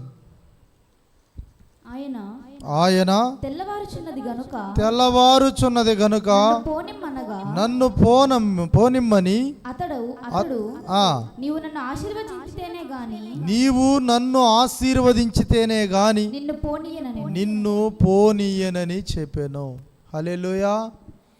ఈ యాకోబు జీవితం అంతా పాపం మొదటగా దేనికోసం పాకులాడాడంటే, ఈ లోకంలో ఎలా బ్రతకాలి, ఈ లోకంలో డబ్బు ఎలా సంపాదించాలి, ఈ లోకంలో మనిషిని ఎలా చీట్ చేయాలి, ఈ లోకంలో ఏ విధంగా గొప్పగా బ్రతకాలి. కొంతమందికి ఇలాంటి ఆశలే ఉంటాయి కదా. ఎలాగా బ్రతకాలా, బాగా బ్రతకాలా, డాంబికంగా బ్రతకాలా, నేను ఒక పెద్దగా కనబడాలా, నేనంటేనే అందరికీ గౌరవం రావాలా అనేటట్టు కొంతమందికి సొంత ఆలోచనలు వస్తూ ఉంటాయి. ఈ యాకోబుకు కూడా ఒక ఆలోచన వచ్చింది. ఎలాగంటే, నేను ఎలాగా సంపాదించాలా. వాళ్ళ అన్న దగ్గరికి, వాళ్ళ అన్న ఆస్తి కోసం వెళ్ళాడు. వాళ్ళ నాన్నగారేమో ముసలితనం అయిపోయి వృద్ధాప్యంలో ఉండి, అయ్యా నేను వేటకూర మాంసం తినాలనుకుంటున్నాను అనగానే యాకోబు విన్నాడు.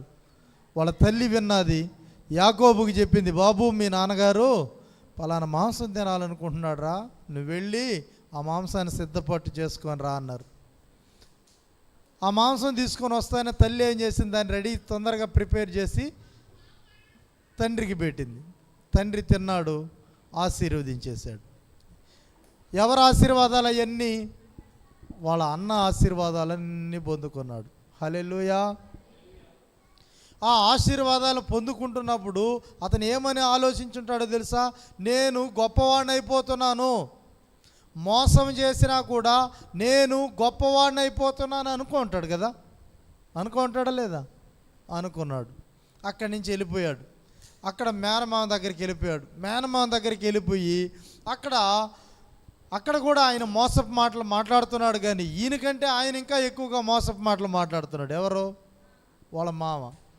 ఎన్నోసార్లు జీతాన్ని మార్చాడు. నాకు ఇదిగో పొడల గల్లవి నాయి అన్నా అంటే, కొద్ది రోజుల తర్వాత ఆయన ఏమంటాడంటే, పొడల గల్లవి నాయి, మామూలువి నీయి అంటాడు. ఇలాగా యాకోబు జీవితం అంతా వ్యర్థంగా జీవితంలో సంపాదించేదానికోసమే జీవించాడు. ఒకరోజు ఆయనకు అర్థమైంది, ఈ లోకంలో ఎంత సంపాదించినా, ఎంత బ్రతికినా మనకు శాశ్వతమైనది, నిత్యము నిలిచేది ఇది కాదు అని అర్థం చేసుకున్నాడు. వాళ్ళ మామ దగ్గర నుంచి బయలుదేరాడు.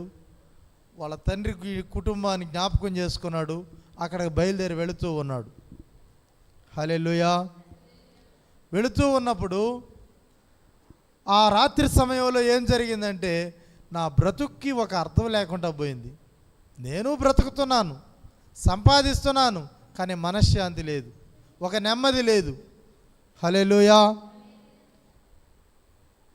ఈ యాకోబుకు ఒక ఆలోచన కలిగింది, అయ్యో నేను ఇన్ని రోజులు జీవించాను కానీ అది ఒక జీవితంగా లేదు, ఒక మనసు తృప్తికరంగా లేదు జీవితం.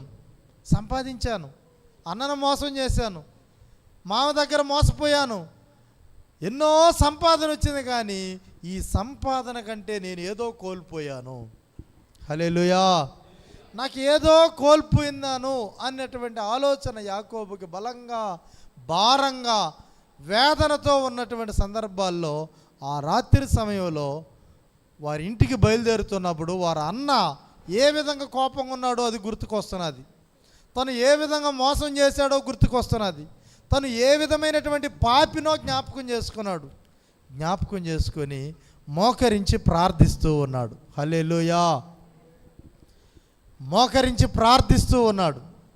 ఏమని ప్రార్థిస్తున్నాడు చూడండి. అక్కడ 32వ అధ్యాయం 26వ వచనంలో, నీవు నన్ను ఆశీర్వదించితేనే కానీ నిన్ను పోనీయను. ఇదేంది యాకోబు, ఇంతకుముందు నీకు ఆశీర్వాదం కన్నా కూడా ఆస్తి కదా కావాల్సింది, ఆశీర్వాదం కన్నా కూడా నీకు డబ్బు కదా కావాల్సిందంటే, అయ్యా అవన్నీ మనిషిని తాత్కాలికంగా నడిపిస్తాయి, కానీ దేవుని ఆశీర్వాదం నెమ్మదితో నడిపిస్తుంది. హల్లెలూయా. దేవుని ఆశీర్వాదం కావాలని చెప్పి ఆ రాత్రి సమయంలో ఏడుస్తూ ఉన్నాడు, ప్రార్థిస్తూ ఉన్నాడు, కన్నీళ్లు గారుస్తున్నాడు, రాత్రంతా దేవునితో పెనుగులాడుతూ ఉన్నాడు. ఎంత పెనుగులాడుతున్నాడంటే చూడండి, నీవు నన్ను ఆశీర్వదించితేనే కానీ నిన్ను పోనీయనయ్యా, నువ్వు నన్ను ఆశీర్వదించాలి, నీవు నన్ను ఆశీర్వదించయ్యా అని చెప్పి కాళ్ళు పట్టుకొని దేవుని గోజాడుతూ ఉన్నప్పుడు ఆ దేవదూత అంటున్నది ఏమని చూడండి, ఆయన నీ పేరేమని అడిగాడు. ఏమడిగాడంట? నీ పేరేమి అని అడిగాడు. వెంటనే యాకోబు ఏమంటున్నాడు చూడండి, నా పేరు యాకోబు. అంటే మన భాషలో యాకోబు అంటే మోసగాడు. అయ్యా నేను మోసగాడినయ్యా. ఇలాంటి ప్రార్థన చేస్తున్నావా మనం? అయ్యా నేను మోసగాడిని, నేను వేషధారిని, నేను లోకాన్ని అనుసరిస్తున్నవాడిని, నన్ను క్షమించు ప్రభువా, నన్ను క్షమించయ్యా అని ఆయన సన్నిధిలో కన్నీళ్లు కారుస్తూ ప్రార్థించాలి.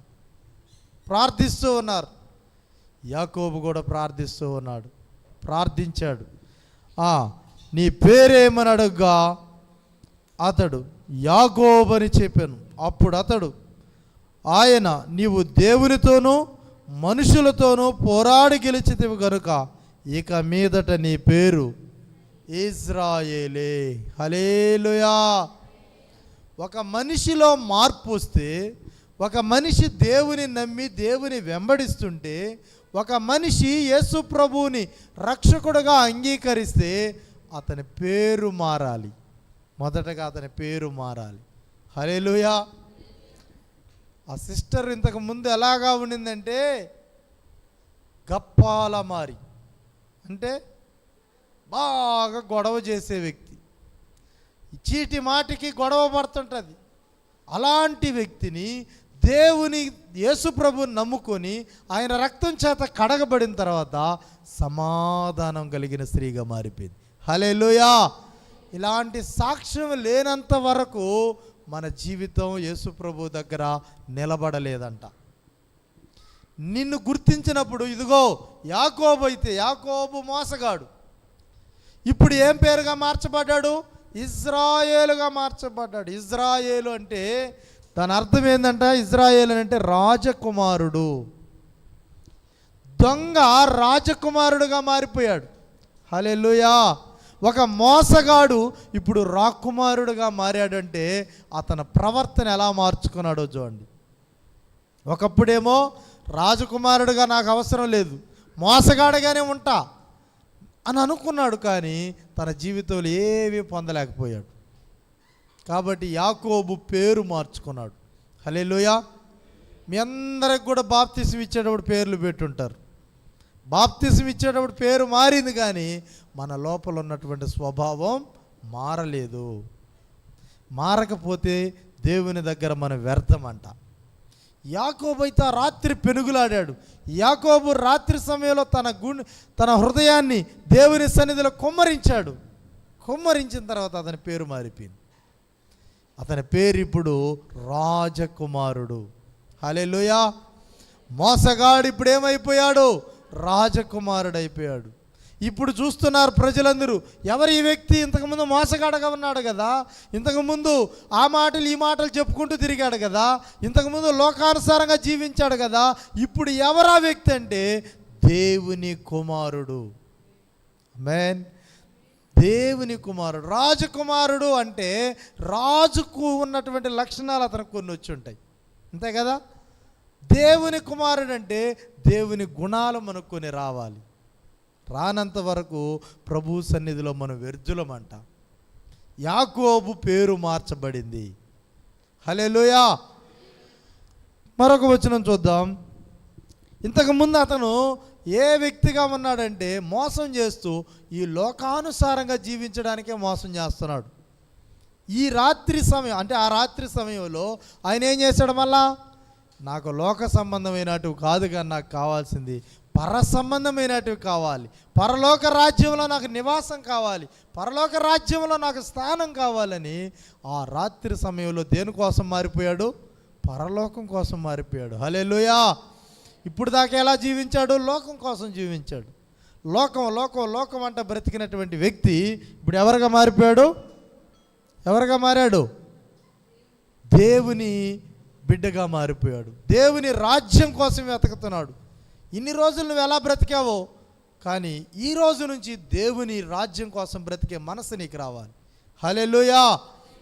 కాబట్టి దేవుని మనస్సు నీకు రావాలి అని దేవుడు కోరుకుంటున్నాడు.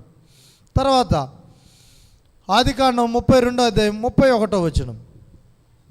అతడు ఆ, ఆ, ఆ, ఆ. 31వ వచనంలో ఏమని ఉందంటే, అప్పుడు అతడు తొడకుంటుచూ నడుచుచున్నాడంట. ఎలా నడుస్తున్నాడమ్మా? ఇప్పుడు కుంటతా నడుస్తూ ఉన్నాడు. దేవుని బిడ్డలు ఇంతకుముందు యాకోబు ఎలా జీవించాడో తెలుసా? దేవుని దగ్గర కుంటోడుగా ఉన్నాడు.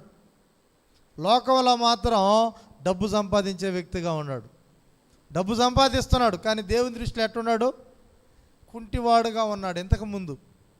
ఎప్పుడైతే దేవునితో ముఖాముఖిగా దేవునితో మాట్లాడి దేవుని దగ్గర గోజాడి ఎప్పుడైతే దేవుని ఆశీర్వాదాన్ని పొందుకున్నాడో, లోకం దృష్టిలో కుంటువాడుగానే ఉంటాను కానీ నా దేవుని దృష్టిలో యథార్థంగా ఉంటాను అంటున్నాడు. హల్లెలూయా.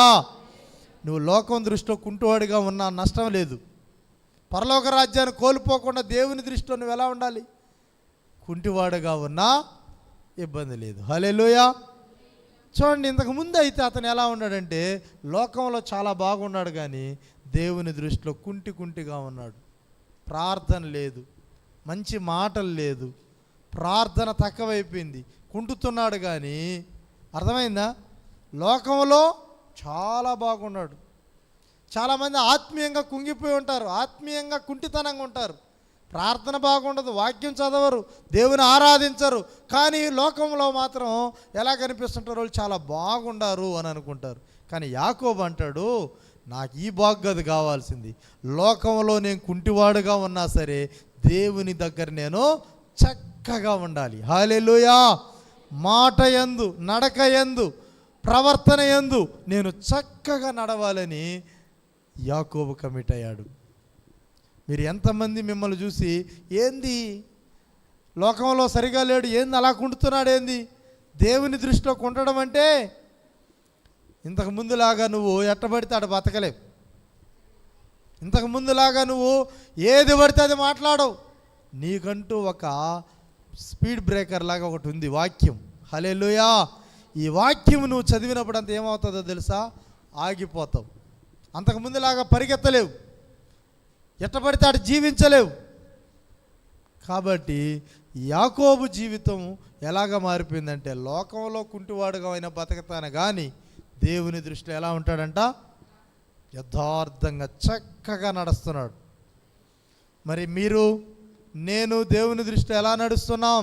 ఒక్కసారి పరిశీలన చేసుకోవాలా. దేవుడేమో మనల్ని ఆయన సంఘంలోనికి పిలిచాడు. దేవుడేమో నీకు ఒక రాజకుమార్తెగా, రాజకుమారుడిగా ఒక పేరిచ్చాడు. అయినా నీ జీవితం ఇంకా దేవుని సన్నిధిలో కుంటితనంగా ఉంటే దేవుని రాజ్యానికి వారసులు కాలేం. దేవుని రాజ్యానికి వారసులు కావాలంటే దేవుని సన్నిధిలో కుంటితనం అనేది మనలో ఉండకూడదు. కుంటితనం అంటే ప్రార్థన చేయరు, కుంటితనం అంటే వాక్యం చదవరు, యథార్థంగా ఉండరు. దేవుని దగ్గర మనస్సు యథార్థంగా పెట్టుకోలేని వాళ్ళందరినీ కూడా ఏమనొచ్చు? కుంటి వాళ్ళు అనొచ్చు. కాబట్టి నువ్వు ఎలా ఉండవు? దేవుని దృష్టిలో కుంటివాడుగా ఉన్నావా? చాలా చక్కగా నడుస్తున్నావా? చూసుకోవాలి. యాకోబు జీవితం మారిపోయింది. యాకోబు మొట్టమొదట ఏం మార్చుకున్నాడమ్మా? పేరు మార్చుకున్నాడు. ఇంతకుముందు ఎవరుగా ఉన్నాడు? మోసగాడుగా ఉన్నటువంటి వ్యక్తి రాజకుమారుడైనాడు. రెండోది, భూలోకాన్ని గురించి ఆలోచిస్తున్నటువంటి యాకోబు పరలోకాన్ని గురించి ఆలోచించడం ప్రారంభించాడు. హల్లెలూయా. మూడోది వచ్చి లోకములో ఇంతకుముందు బాగుండి దేవుని దగ్గర కుంటివాడుగా ఉన్నాడు, అయితే ఇప్పుడు జీవితం మారిపోయింది. లోకం దృష్టిలో ఇప్పుడు ఏమైపోయినాడు? కుంటివాడుగా అయినా ఉన్నాడు, కానీ దేవుని దగ్గర ఎలా ఉన్నాడంటే యథార్థంగా దేవుడు మెచ్చుకునే విధంగా జీవిస్తున్నాడు యాకోబు. హల్లెలూయా. మరొక వచనం చూద్దాం, 33 వచనం.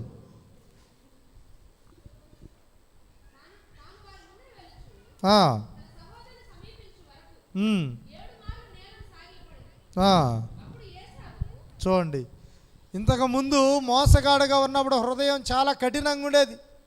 నాకేమి, నేను ఎలా ఉన్నానో తెలుసా,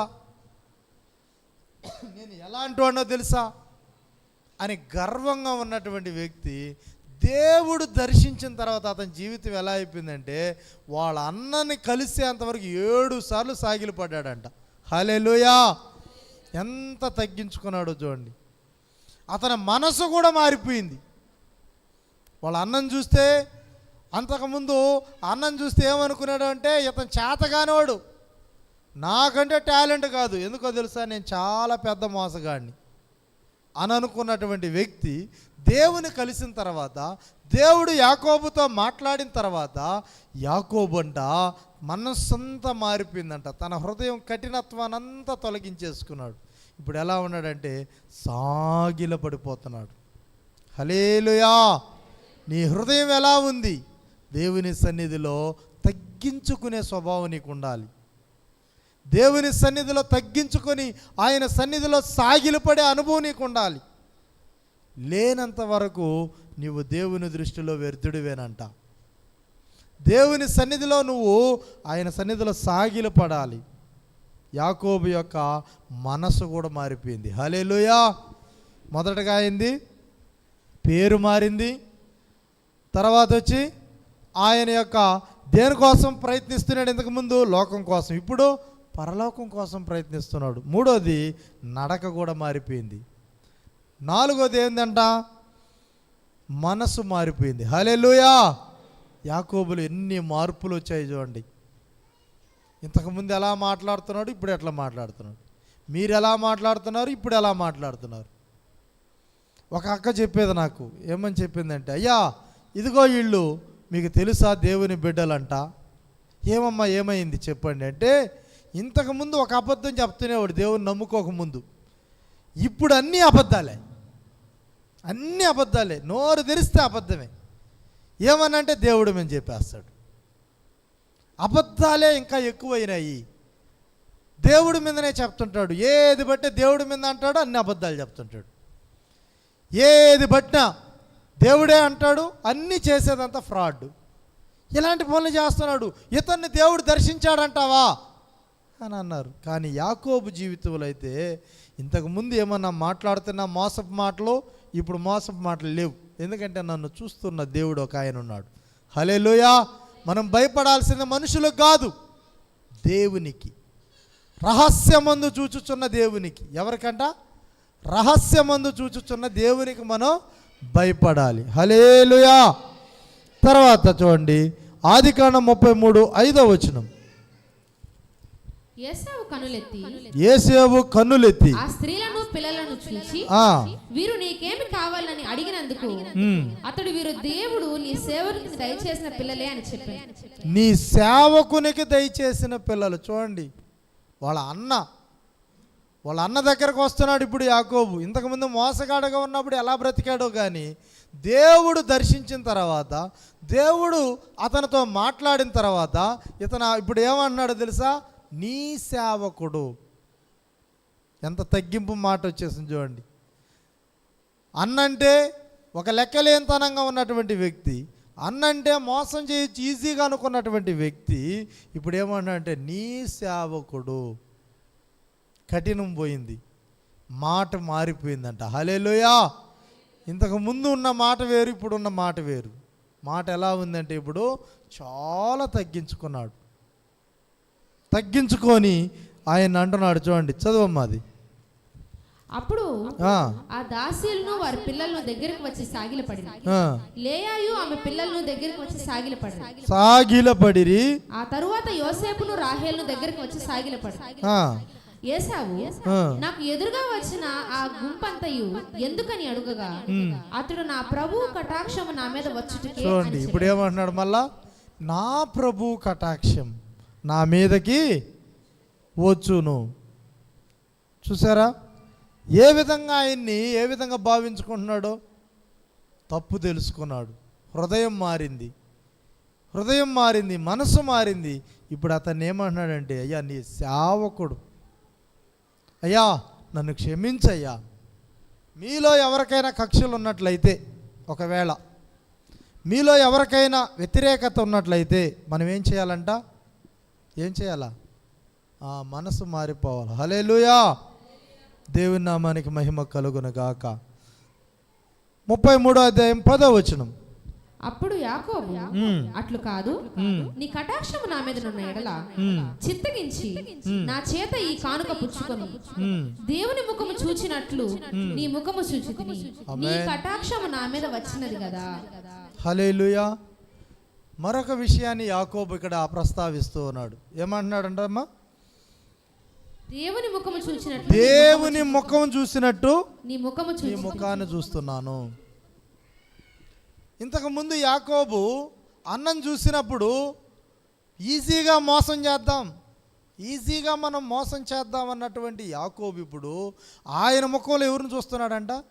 దేవుని ముఖాన్ని చూస్తున్నాడంట. హల్లెలూయా. కాబట్టి ఎప్పుడైతే దేవునిలోకి వచ్చామో, ఎప్పుడైతే దేవుని సన్నిధిలో మనం ఆయనతో మాట్లాడడం నేర్చుకున్నావో, నీ చూపు కూడా మారిపోతుంది. హల్లెలూయా. నీ చూపులో మార్పు వచ్చేసింది. ఇంతకుముందు నీకు శత్రువుగా ఉన్నారు, కానీ దేవుడితో నువ్వు మాట్లాడిన తర్వాత దేవుని ముఖం చూసినట్టు చూడాలంట. చూస్తామా మనం ఎవరినన్నా అట్లాగా శత్రువుల్ని? అందుకే యేసేపు అంటాడు ఒక దగ్గర. యేసేపు ఏమంటాడు చూడు, ఆదికాండం 43వ అధ్యాయం. ఆదికాండం 43వ అధ్యాయం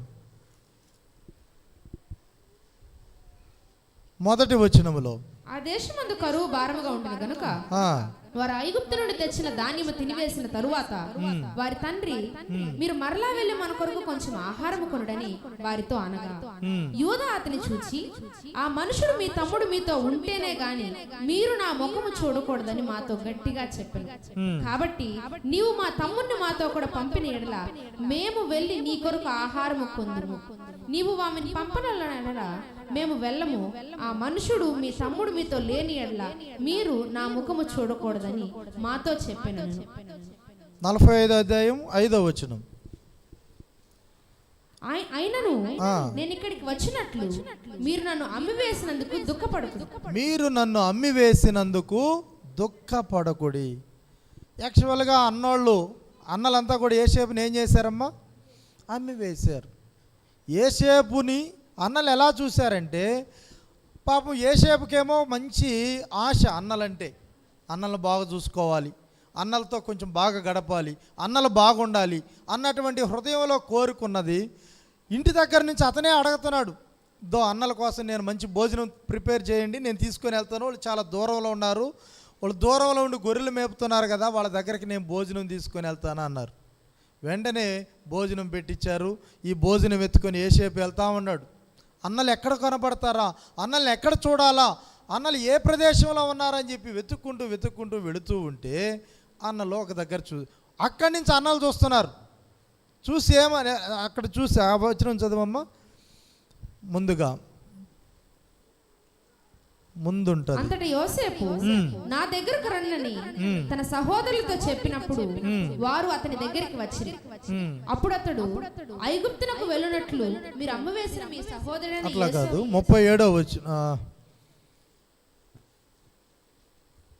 37వ అధ్యాయం 18వ వచనం. అతడు దగ్గరకు రాకమునుపు వారు దూరము నుండి అతని చూసి వాళ్ళు చూస్తున్నారు. హల్లెలూయా. వాళ్ళు కూడా ఏం చేస్తున్నారు? అన్నోళ్ళు చూస్తున్నారు. తమ్ముడేమో క్యారీ ఎత్తుకొని పరిగెత్తుకుంటూ వాళ్ళని చూస్తున్నాడు. ఇద్దరు చూపులలో తేడాలు ఉన్నాయా లేదా? వాళ్ళు ఏమని చూస్తున్నారంట? అతని చంపుటకు దురాలోచనతో చంపాలని చూస్తున్నారు. ఈయనేమని చూస్తున్నాడు? వారికి మంచి ఆహారం పెట్టాలని పరిగెత్తుకుంటున్నాడు. ఎలా చూస్తున్నారో చూడండి. ఒకరేమో విషపు చూపు చూస్తున్నారు, ఒకరేమో సమాధానపు చూపు చూస్తున్నారు. వెళ్ళారు. వెంటనే 19వ వచనంలో, ఇదిగో ఆ కలలు కనువాడు వచ్చుచున్నాడు, వీని చంపి ఇక్కడ ఉన్న ఒక గుంటలో పారవేసి దుష్ట మృగము వీని తినివేసిందని చెప్పుదాం. అప్పుడు వీని కలలేమోగునో చూద్దాము రండని ఒకరితో ఒకడు మాట్లాడుకుని. చూసారా, వాళ్ళందరూ అతన్ని ఎలా చూస్తున్నారంటే ద్వేషంతో చూస్తున్నారు. అదిగో వాడు వస్తున్నాడు, కలలు కనేవాడు. అదిగో అక్కడ వస్తున్న వ్యక్తి కలలు కని మనకంతా చెప్పాడు కదా, సూర్యచంద్రులందరూ నాకు మొక్కుతారని, వీళ్ళందరూ మొక్కుతారన్నారు కదా. అదిగో ఆ వ్యక్తి వస్తున్నాడు. వీళ్ళ హృదయంలో కక్ష అలాగే ఉండిపోయింది, అంతే కదా, కక్ష అలాగే ఉంది. చూస్తున్నారు. చూపు ఎలా ఉందంటే విషపు చూపు. చూస్తామంటే అక్కడికి వచ్చిన తర్వాత రూబేను ఆ మాట విని మనము వారిని చంపరాదని చెప్పి వారి చేతులలో పడకుండా అతన్ని విడిపించింది. ఎట్లనగా రూబేను అతని తండ్రికి అతన్ని అప్పగించుటకై వారి చేతులలో పడకుండా అతన్ని విడిపింపదలచి. 23వ వచనం, యోసేపు తన సహోదరుల యొద్దకు వచ్చినప్పుడు వారు యోసేపు అంగీని అతడు తొడుగుకొని ఉండిన ఆ విచిత్రమైన నిలువుటంగిని తీసివేసి అతని పట్టుకొని ఆ గుంటలో పడద్రోసి. ఆ గుంట బట్టిది, అందులో నీళ్లు లేవు. వారు భోజనం చేయ కూర్చుండి. ఆమేన్, హల్లెలూయా. చూడండి, ఇక్కడ 2 విషయాలు మనం గమనించాలి. ఒకరేమో దేవుని బిడ్డగా దేవుడు చూస్తున్నాడు, దేవుని దగ్గర నేను యథార్థంగా ఉండాలని ఒక వ్యక్తి అనుకున్నాడు. ఇంకొక వ్యక్తి, వీళ్ళ అన్నోళ్ళందరూ కలిసి ఏమనుకున్నారు, ఇతన్ని చంపాలా అని అనుకున్నారు. ఇతను అన్నం తీసుకొని వెళ్ళాడు. అన్నం తీసుకొని పోతే మొట్టమొదట అతను ఏం చేశారు, గుంటలో పడవేశారు. పడవేసి ఏం చేశారంట, ఇతను తెచ్చిన అన్నమే తింటున్నారు. హల్లెలూయా. వారు భోజనము చేయ కూర్చుండగా. ఎవరు భోజనం, ఎవరు తెచ్చిన భోజనం? యోసేపు తెచ్చిన భోజనం అయితే కావాలా, కానీ అతనైతే వద్దు. హల్లెలూయా. కొంతమంది అలాగా ప్రవర్తిస్తుంటారు. నీవు తెచ్చిన భోజనం అయితే కావాలి, నువ్వైతే వద్దని చెప్పి అతను కొట్టి గుంటలో పడవేశారు. అక్కడి నుంచి మళ్ళీ వేరే వాళ్ళకి అమ్మేశారు. అక్కడి నుంచి పాపం అతను చెరసాలలో ఇట్లా చాలా కష్టాలు పడి వచ్చి అతను దేవుని దగ్గర యథార్థంగా ఉన్నాడు కాబట్టి, దేవుని సన్నిధిలో ఆయన దేవుని చూస్తూ ఉన్నాడు కాబట్టి ఇప్పుడు ఏమన్నాడు, ఇంతకుముందు చదివాను చూడమ్మా 43వ అధ్యాయం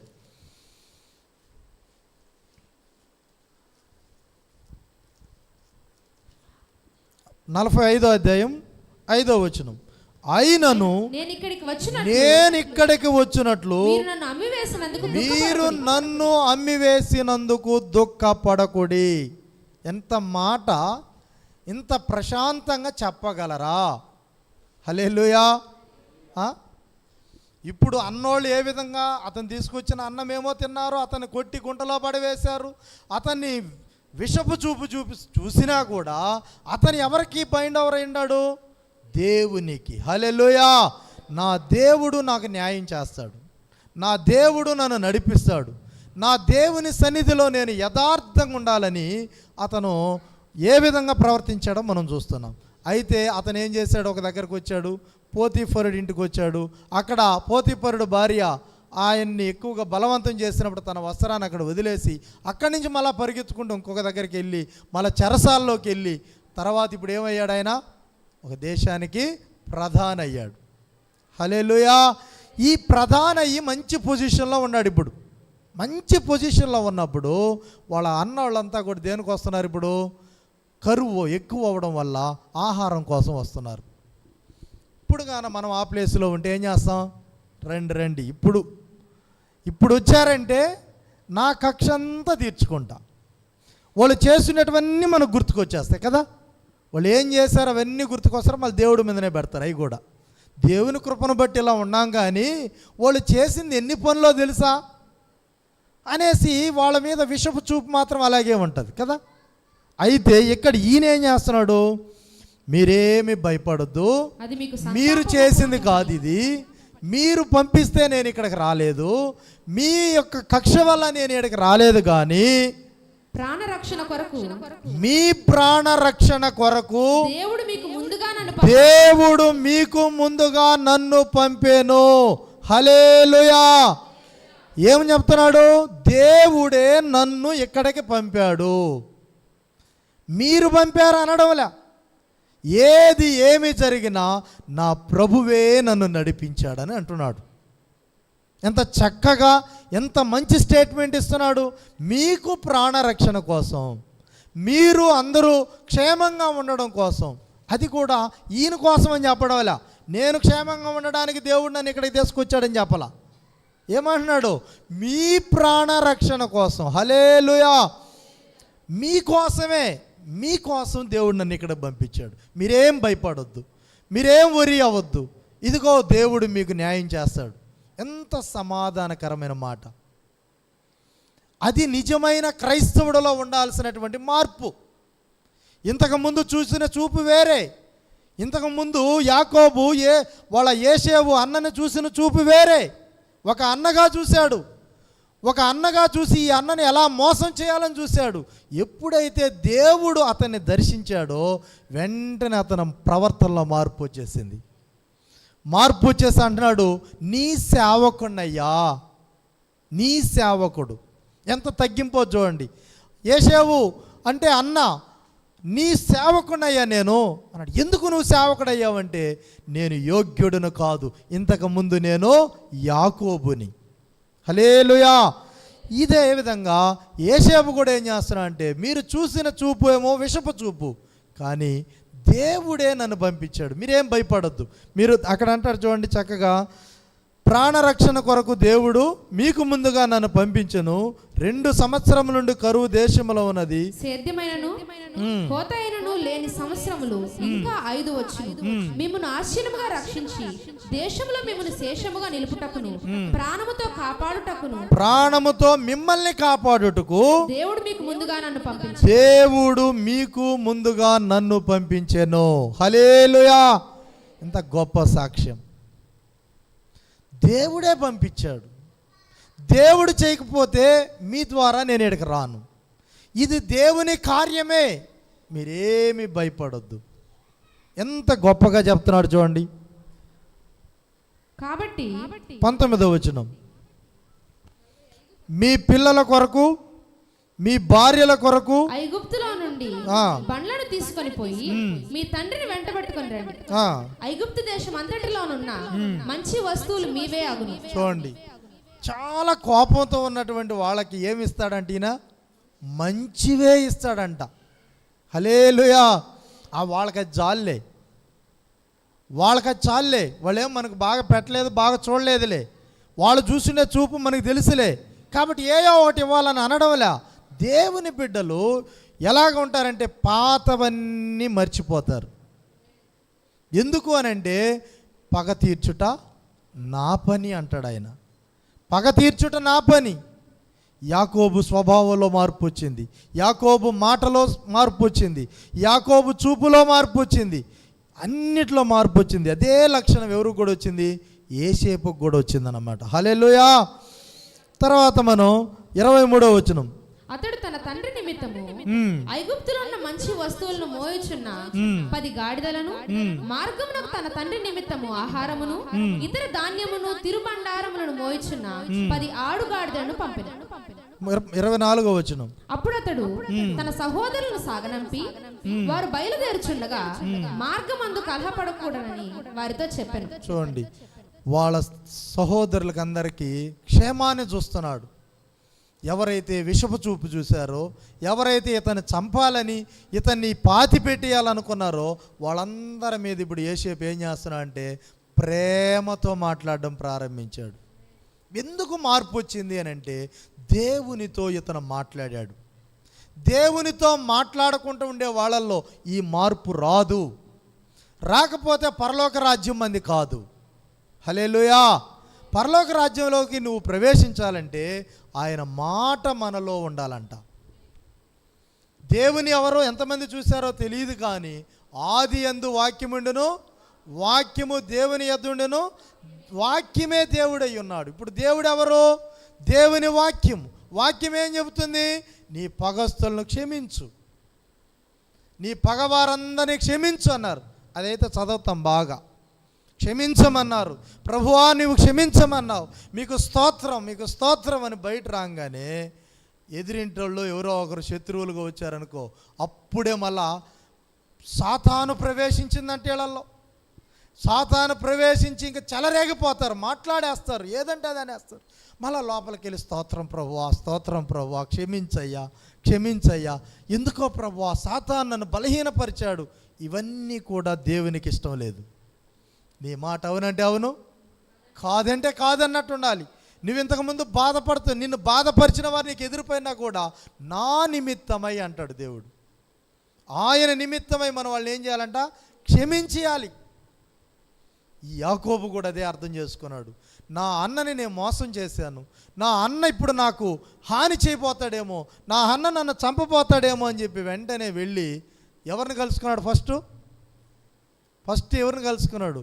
హాని వస్తుందని తెలిసినప్పుడు ప్రార్థనలో నిలబడడం ప్రారంభించాడు. హల్లెలూయా. ఒక మనిషికి హాని వస్తుందని తెలిసినప్పుడు ఏం చేయాలా? ప్రార్థనలో కూర్చోవాలంట. ఈ యాకోబుకి అది అర్థమైపోయింది. నా అన్న నన్ను చంపేస్తాడు, నా అన్న నా బిడ్డల్ని వాళ్ళందరినీ చంపేస్తాడేమో అని చెప్పి ఆ రాత్రి సమయంలో మోకరించాడు. ఎవరో లేరు అక్కడ. ఎంతసేపు ప్రార్థన చేసామని కనిపెట్టేదానికి ఎవరు లేరు. అతను దేవునితో పెనుగులాడుతూ ఉన్నాడు. ఏమి యాకోబు, ఎందుకు నువ్వు ప్రార్థిస్తున్నావంటే, నీవు నన్ను ఆశీర్వదిస్తేనే కానీ నేను నిన్ను పోనీయను. నీ ఆశీర్వాదం నా మీదకు వచ్చిందంటే నా శత్రువులు కనుమరుగైపోతారు. హల్లెలూయా.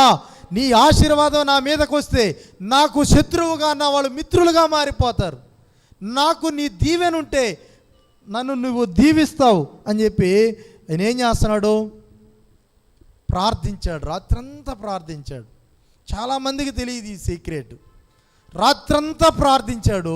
పొద్దున్న లేచి బయలుదేరి అక్కడికి వెళ్తుంటే ఆయన వాళ్ళ అన్న ఎదుర్కోవడానికి పరిగెత్తుకుంటూ వస్తున్నప్పుడు ఆయన ఏం చేస్తున్నాడు చూడండి. పరిగెత్తుకుంటూ వచ్చినప్పుడు 32వ అధ్యాయం 26వ వచనం. ఆయన తెల్లవారుచున్నది గనుక నన్ను పోనీయమనగా అతడు నీవు నన్ను ఆశీర్వదించితేనే గాని నిన్ను పోనీయనను. ఆయన అతడు యాకోబు అని చెప్పాను. అప్పుడు ఆయన నీవు దేవునితోనూ మనుషులతోనూ పోరాడి గెలిచితివి గనుక. 30వ వచనం. యాకోబు మాట్లాడుచు, నేను ముఖాముఖిగా దేవుని చూచి తిని అయినను నా ప్రాణము దక్కినదని పెనూయేలు అని పేరు పెట్టాను. చూసారా, దేవుణ్ణి ఎలా చూశాడంట? ముఖాముఖిగా చూశాడంట. ఎంతమంది చేస్తున్నామమ్మా ఇలాంటి ప్రార్థన? మనం దేవుని ముఖాముఖిగా చూసే ప్రార్థన. గదిలోనికి వెళ్ళి తలుపు వేసుకుని రహస్యమందు చూచుచున్న తండ్రికి మనం ప్రార్థించేటప్పుడు ఆయన ముఖాన్ని మనం చూస్తాం. ఆయన ముఖాన్ని మనం చూడంగానే మన శత్రువులు మనకు మిత్రులు అయిపోతారు. హల్లెలూయా. మనకున్న రోగం ఏదన్నా ఉన్నా కూడా పోతుంది. మనకున్నటువంటి అప్పులు తీరిపోతాయి. ఎప్పుడంటే ఆయన ముఖాన్ని చూడాలని. ఈరోజు నేను దేవుని ముఖాన్ని చూశానన్న వాళ్ళు ఎంతమంది ఉన్నారు అని అంటే, దేవుడు చూస్తుంటాడు కాబట్టి, మన హృదయాన్ని ఆయన ఎరిగినవాడు కాబట్టి, మీకు తెలుసు కాబట్టి, దేవుని ముఖాన్ని చూసిన రోజు ఆ రోజు మీకు అంత ఆశీర్వాదాలే ఉంటాయి. వేకువజామున లేచి ఆయన్ని స్తుతించాలి, ఆయన గణపరచాలి. అప్పుడు నీ సమస్యలన్నీ తొలగిపోతాయి. సమస్యలు ఎక్కువగా ఉన్నప్పుడే ఈయన ఏం చేశాడు? ప్రార్థించాడు. చూడండి 35వ అధ్యాయం. 35వ అధ్యాయంలో మొదటి వచనంలో దేవుడు యాకోబుతో నీవు లేచి బేతేలునకు వెళ్ళి అక్కడ నివసించి నీ సహోదరుని ఏశావు ఎదుట నుండి నీవు పారిపోయినప్పుడు నీకు కనబడిన దేవునికి అక్కడ బలిపీఠమును కట్టుమని చెప్పగా, యాకోబు తన ఇంటి వారితోను తన యొద్దనున్న వారందరితోను మీ యొద్దనున్న అన్య దేవతలను పారవేసి మిమ్మును మీరు శుచిపరచుకొని మీ వస్త్రాలను మార్చుకొనుడి. చూడండి, ఈ యాకోబు దేవుడితో మాట్లాడాడు. దేవునితో ముఖాముఖిగా చూసి జీవిస్తున్నటువంటి సందర్భాల్లో ఒక్కసారి ఒక ప్రాబ్లం వచ్చేసింది. ఆయన కూతురు ఆ మార్కెట్కి వెళ్ళడం, మార్కెట్లో కొంతమంది ఆమెను చూసి ఆమెని పాడు చేయడం, వెంటనే వాళ్ళ యొక్క కుమారులందరూ కూడా వచ్చి పాడు చేసిన వాళ్ళని నరకడం, ఇలా చేయడం వల్ల కుటుంబం అంతా గందరగోళం అయిపోయింది. కుటుంబం అంతా ఎలా ఉందంటే ఇప్పుడు గజిబిజిగా ఉంది. ఎవరు బట్టే ఇంతకుముందు యాకోబు అంటే భయపడేవాళ్ళు. యాకోబు అంటే భయపడి, యాకోబు అంటే చాలా గౌరవం ఇచ్చేటటువంటి ఆ కుటుంబం ఇప్పుడు ఏమైపోయిందంట?